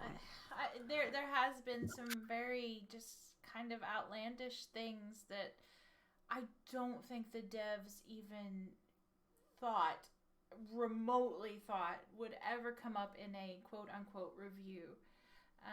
And yeah, it's actually led me away from, I've been away from Polygon for a while, but Kotaku, I've had to step away, and it's too much. Yeah, me too. Like, I just want a game review. I fall back on this example fairly often, but I think it was the PC Games N or the PC Gamer review of RimWorld, where the critic complained about cis heteronormativity in a review of a game. And I'm sorry, if you're like dude bro gamer who's just trying to find out if a PC gamer is good and you see cis heteronormativity in a review like that word, your brain's gonna shut off and you're like, oh, okay, I'm gonna go to IGN next time, not this website. They're really just shooting themselves in the foot, which I like to see. I hope they keep shooting themselves in the foot, because the sooner these sites die, the better the game industry will become, because right now they only sow toxic discord. Well, they always say that controversy sells, don't they? Yeah. Yeah. That's a good angle, Pete. I hadn't thought of that. Oh, gosh. Yes. All right. So, yeah, I think we've covered that story in a lot of depth there. So thank you very much for your take on that, Sophia. Yeah, of course. Amazing. Jason Schreier. I'll just end it on that note. I mirror. I will mirror. Which I'm is not a shame, disavowing because, that one. He can do good work. Jason Schreier, when he I'll say something audacious here. His book, Blood, Sweat, and Pixels, is actually a decent book. Like, he has reporting about the development of Dragon Age Inquisition and Destiny and a few other games in that book, and it's interesting. It's good reporting. It's enlightening read. It details a lot of interesting stuff. It doesn't have as much of a political slant as like his articles do. It's a decent book.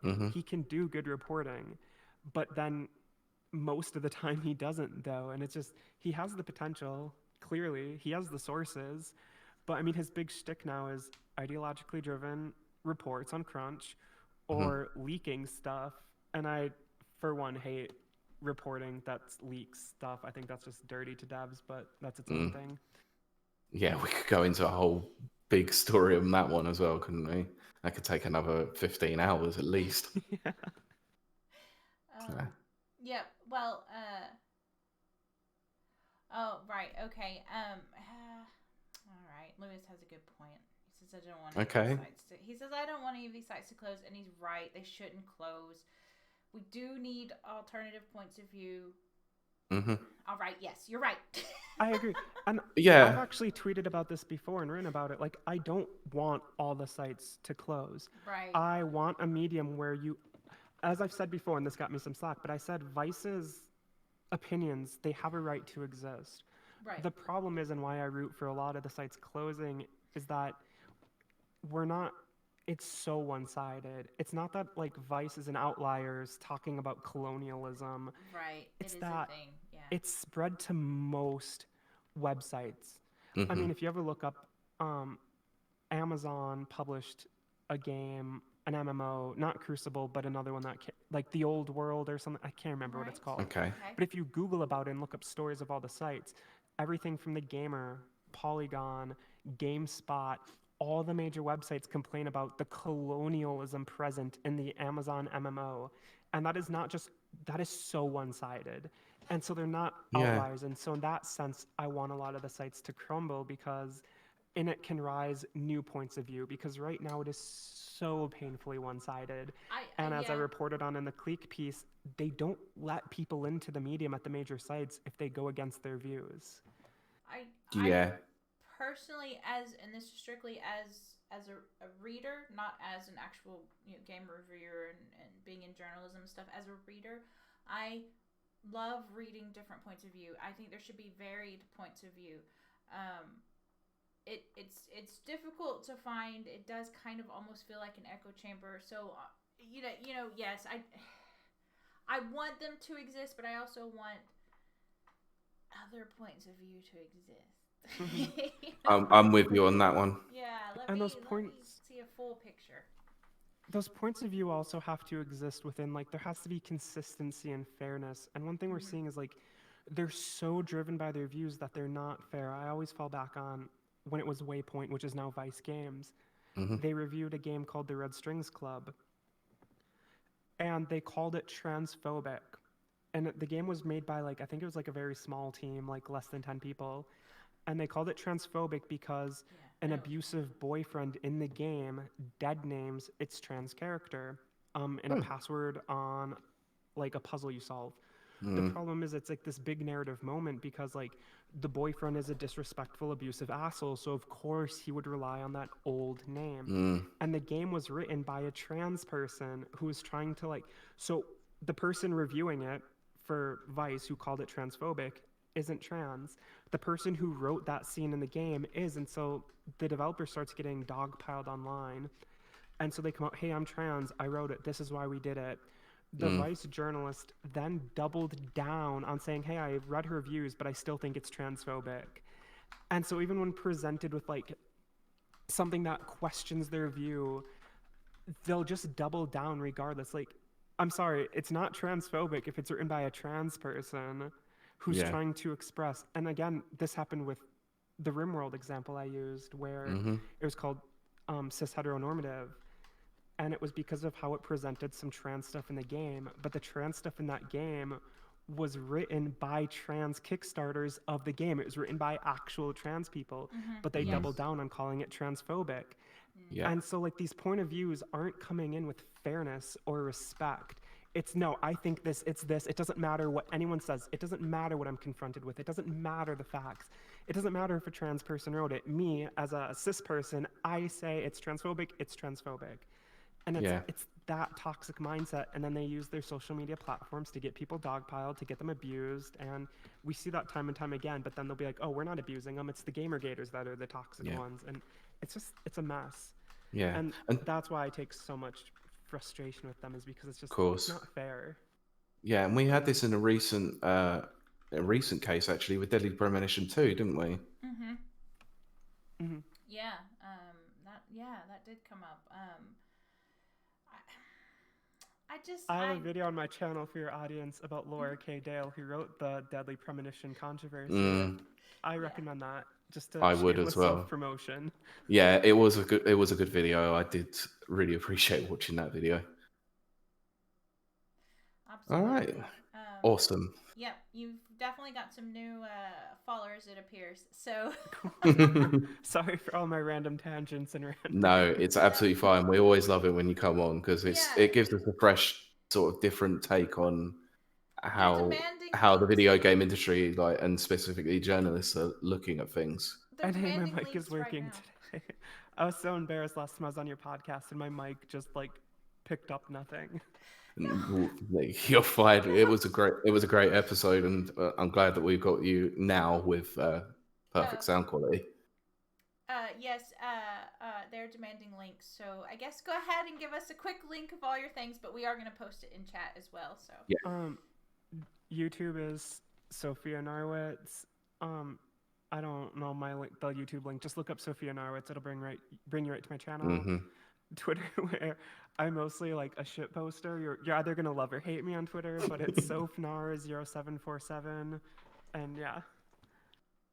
Amazing.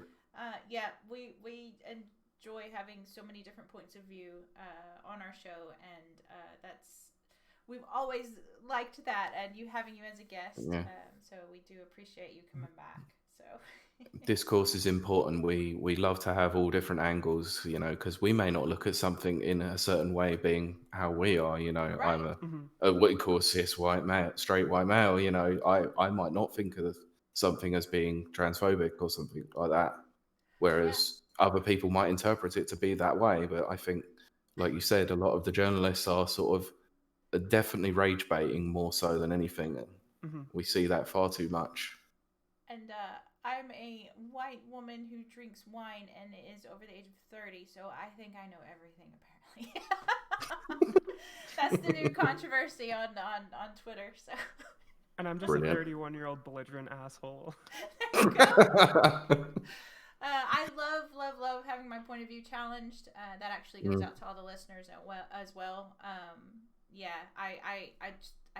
love getting new information and seeing different points of view, and Sophia has always done that for us, which is cool. Yeah. Amazing. Yeah, thank you very much again, Sophia, for coming on. Yeah, thanks for having me. This was fun. And hello to everyone in chat. I hope you're well. Yeah, awesome. They're great. Great chat. So, yeah, we do. So yeah, we'll move on to the Q&A section. So let me get Lewis back in here. Lewis, are you there? Where are you? What? Why can't I find him now? Where are you? I hope I didn't make him mad in chat. I can't seem to get him to come on. No, Lewis, we need you back. I can't seem to get back. Lewis, come back.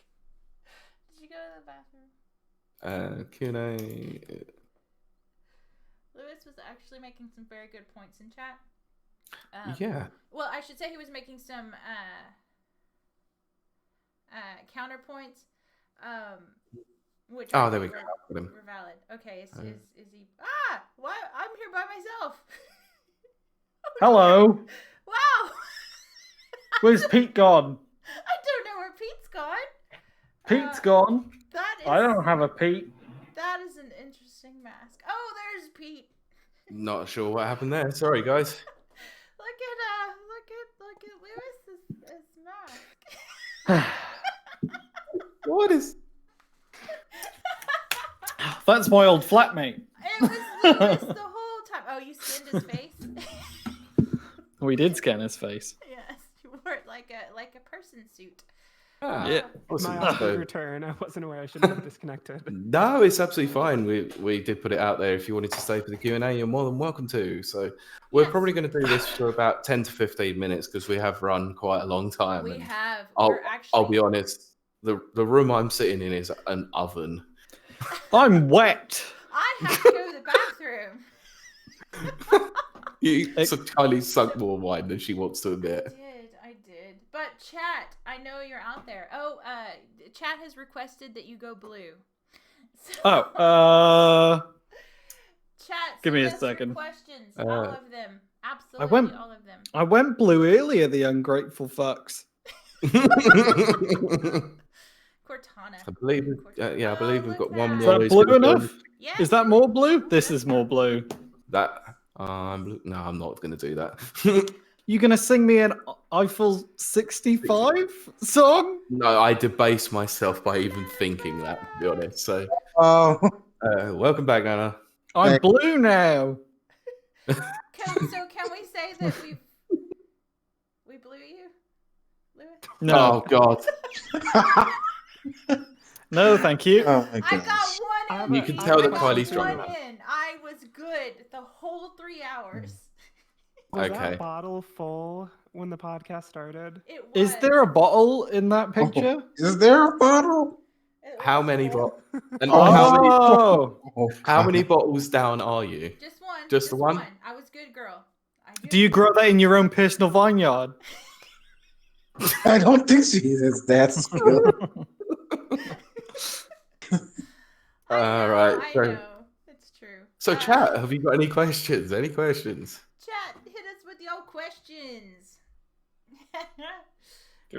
Let me see. PS5 launch, what will you change? The stand. Yeah, definitely the stand. PS5 launch, I would say, first of all, that second conference not saying the launch games.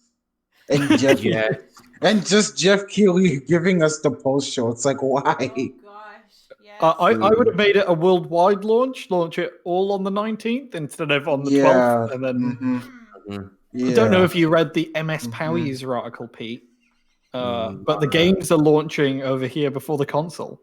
Yes. Yeah, Really? Yes. Oh gosh. Everyone will get their physical games on the 12th, and then the console comes Oh, on the man. 19th, I think. Mm-hmm. that's baffling.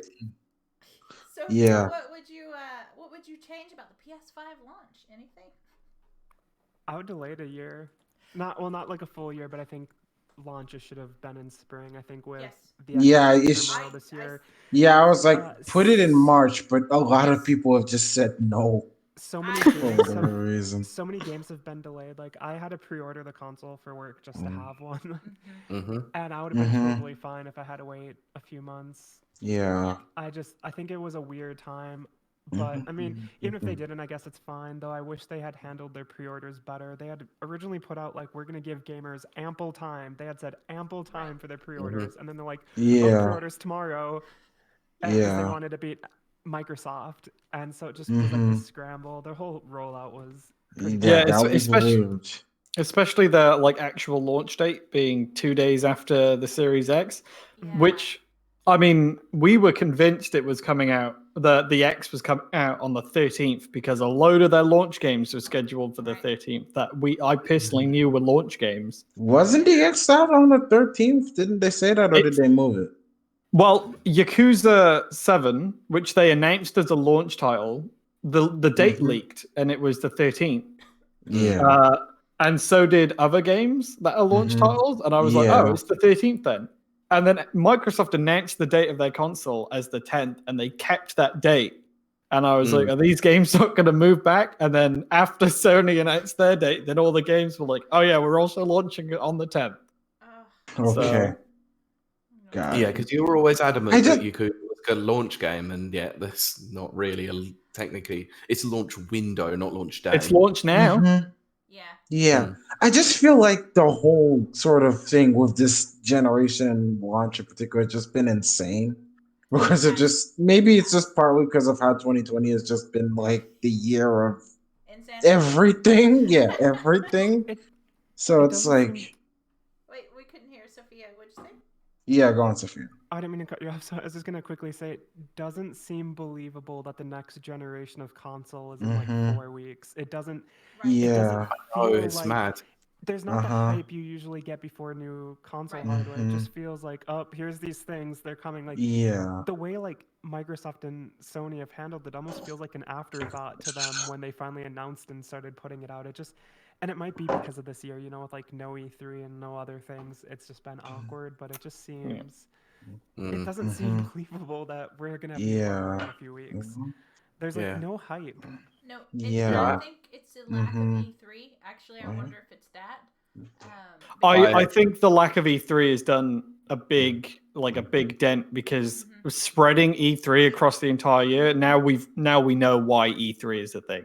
Yes. It's that massive hype period before all the games start. I don't know. I liked Summer Games Fest because it was like just mini announcements rather than like 5 days with no sleep, because in the UK they air everything like from the afternoon to the evening. Midnight, perfect news writing time. I'd also add that it doesn't seem like the publishers were ready for next gen with like Microsoft showing off Halo Infinite, but then it's like now delayed until next year. Yeah, that's a big thing for me. Like Microsoft, they showed Halo and that was their only game, but now they have nothing really for like the next year. Because we don't know when Halo's coming out. Halo's probably coming out around April, I think. Yeah, probably.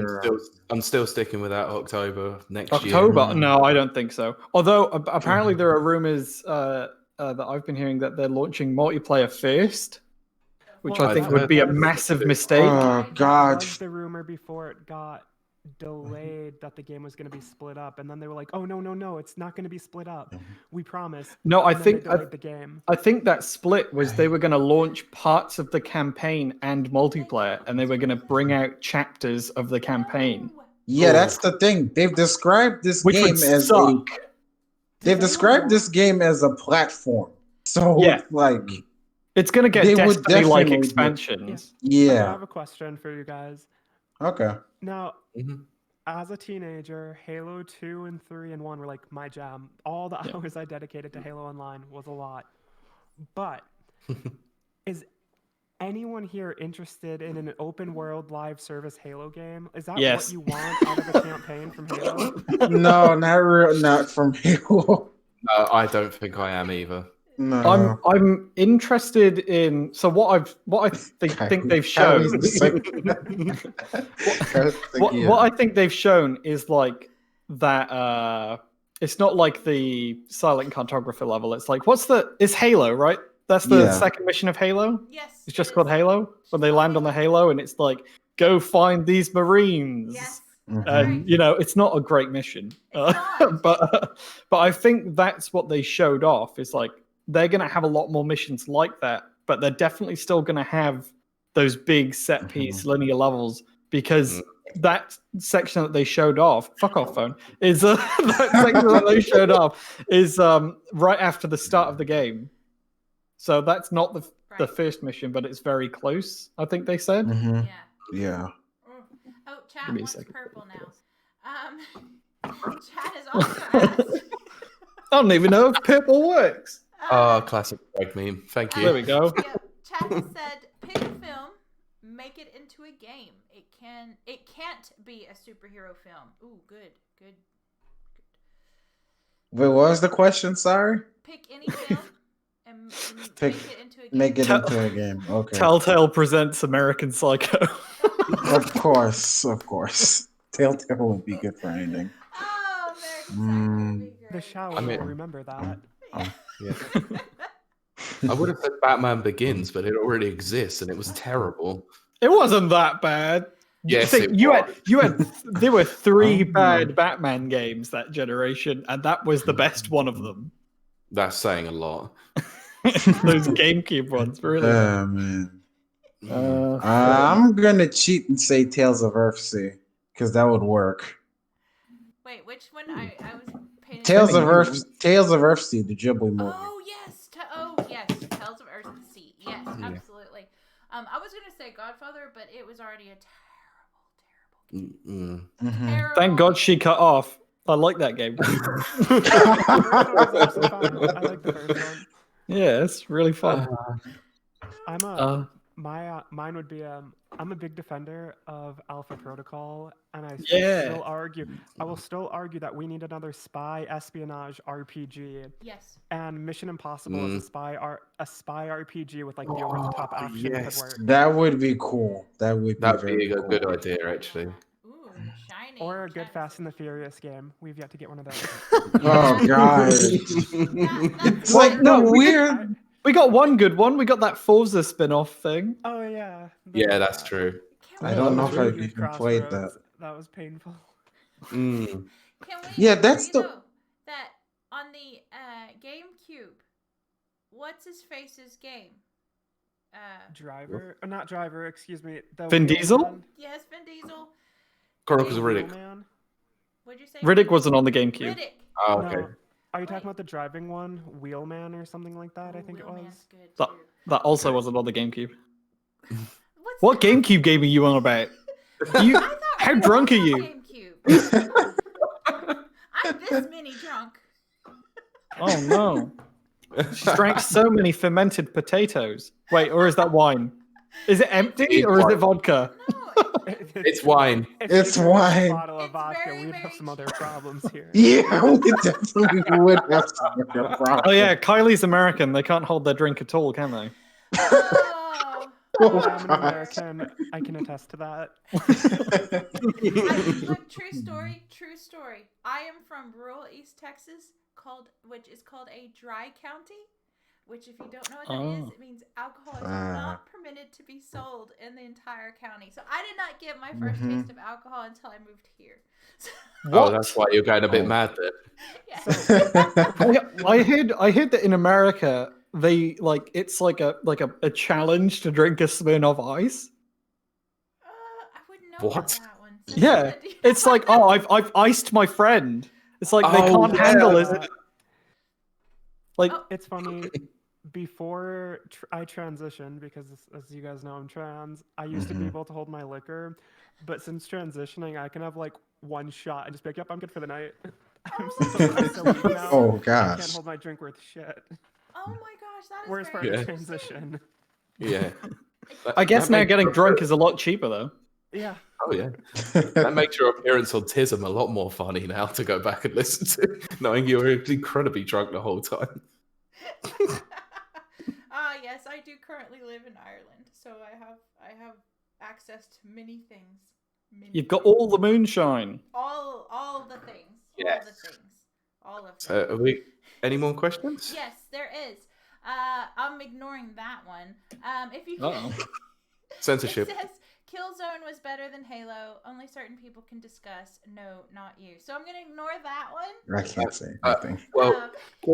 Well, the fact that Killzone 2 basically had to dress up their reveal a lot more than they did. Well, they didn't have anything ready for that. So. Remember when everything was being marketed as the quote-unquote Halo killer? That was like one of the most annoying times. In The biggest Halo killer, by the way, was Halo.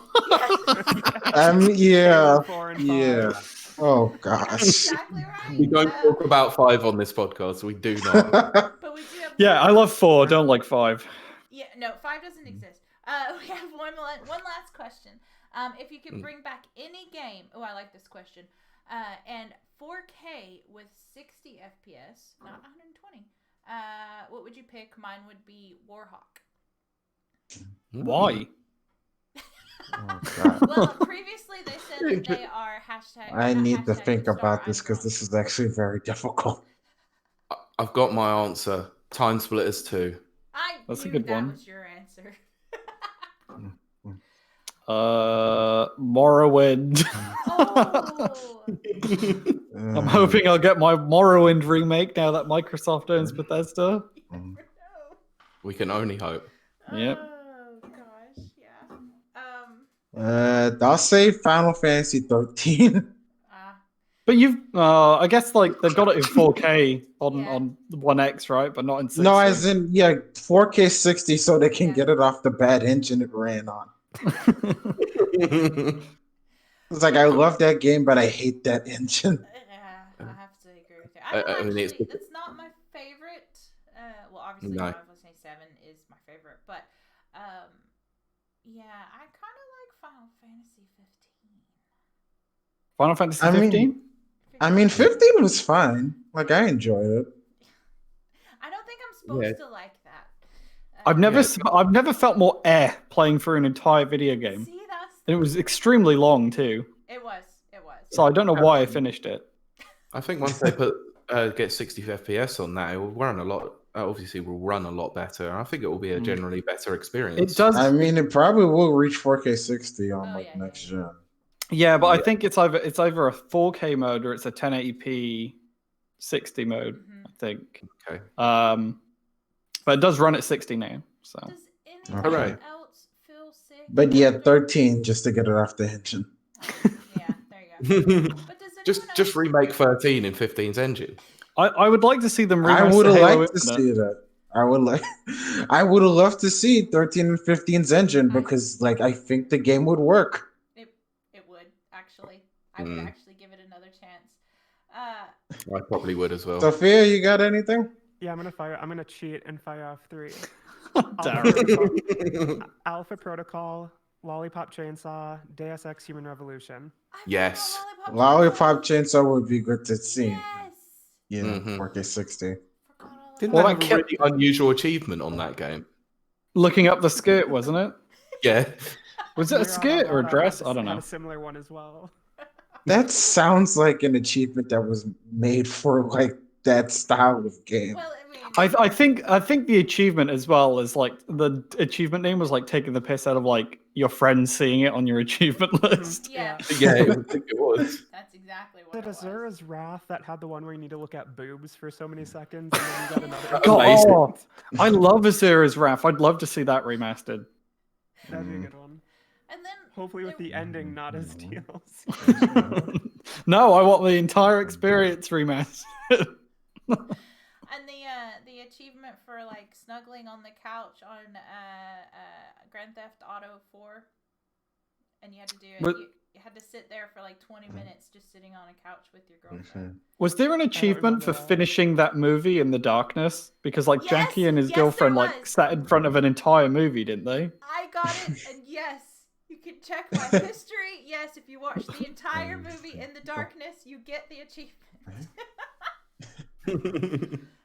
Such an underrated game. So. King Kong or Avatar?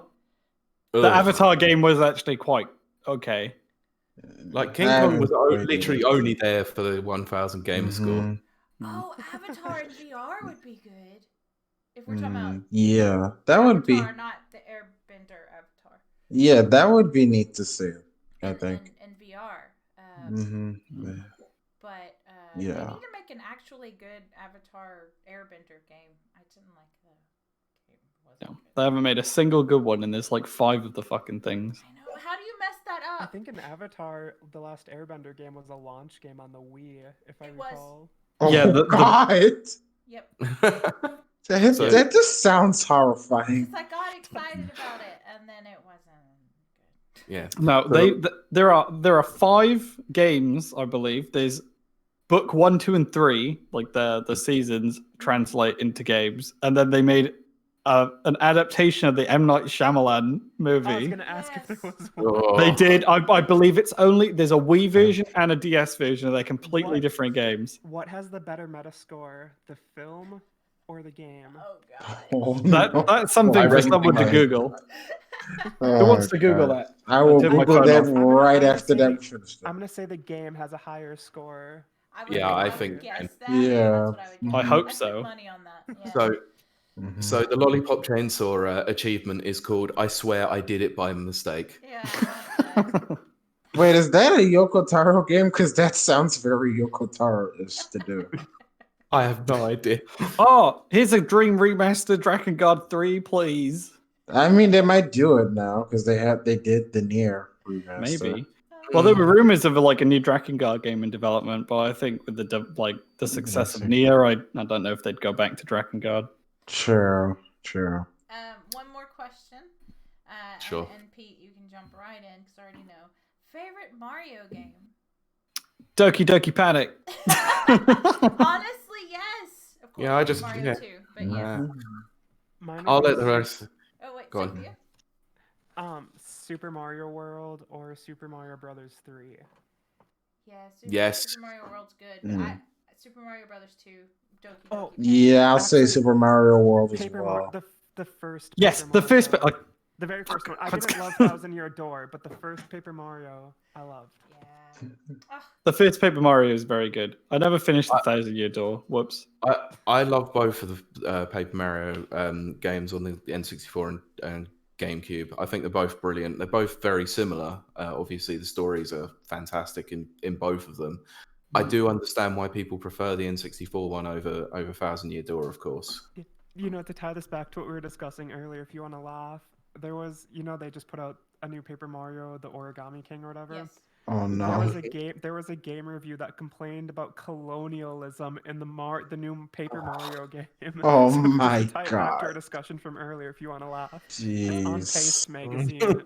Well, I think before Pete says his favorite, I'm gonna say Pete's favorite is Super Mario Sunshine. Look at his fucking face. Yeah, this is like no. I hold the unpopular opinion that I liked Super Mario Sunshine. I liked it too. Thank you. I enjoyed it very much. But look at Pete. It's fine, Pete. I want to go back and play it on the 3D All Stars collection. I just can't do it. Well, how about you stop being a little bitch and you just do it? Or how about I just play the better game in Galaxy? Gosh. But you're the one that wants to play it, Pete. If you want to play it, just do it. Look, there's 3 games on that menu, and I'm going to instinctively go to Galaxy every single time over Sunshine. Well, you don't want to play it that bad. Okay. Don't want to play it at all. You're No, I lying don't to really. us and you're lying to yourself. It's true. You're lying to I've been yourself. lying to myself for years. It's fine. But we are approaching the 4-hour mark. mark, and I'm getting sober. So Didn't you only just stop drinking? I get sober pretty fast. We're getting more questions, Kylie. Oh, Drink into your emergency wine. Okay. Do one more question. This will be our last question, even though I yes, you are definitely trolling. Best Smash character that exists now? I'm going to assume best Smash character that currently is on the roster. I don't play Smash, but I'm just going to say Solid Snake because Metal Gear Solid's one of my favorite series of all time. Yeah, I'm gonna say Cloud for the sake of I like Final Fantasy and I like Square Enix. I'm gonna say Ridley because he's a big dragon, and Metroid's the only good Nintendo franchise.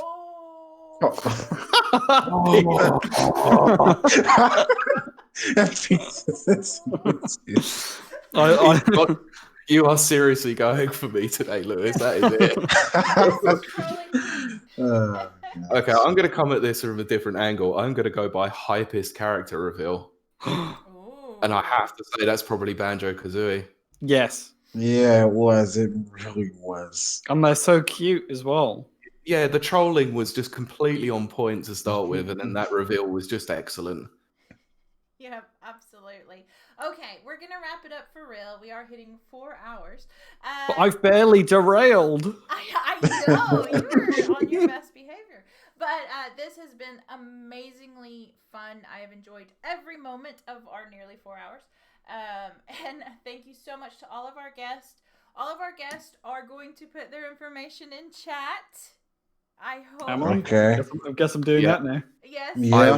Give me a I will minute. make sure that they're on the description on YouTube and on the podcast players once they get uploaded, of course. Yes, and thank you so much to chat for joining us and sticking with us. You guys are amazing. And apart from you, Kitch.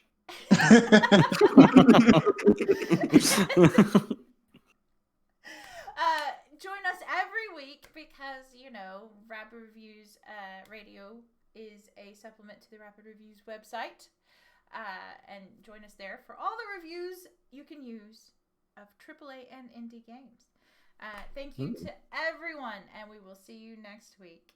Bye-bye. All right. Bye. I refuse to say bye.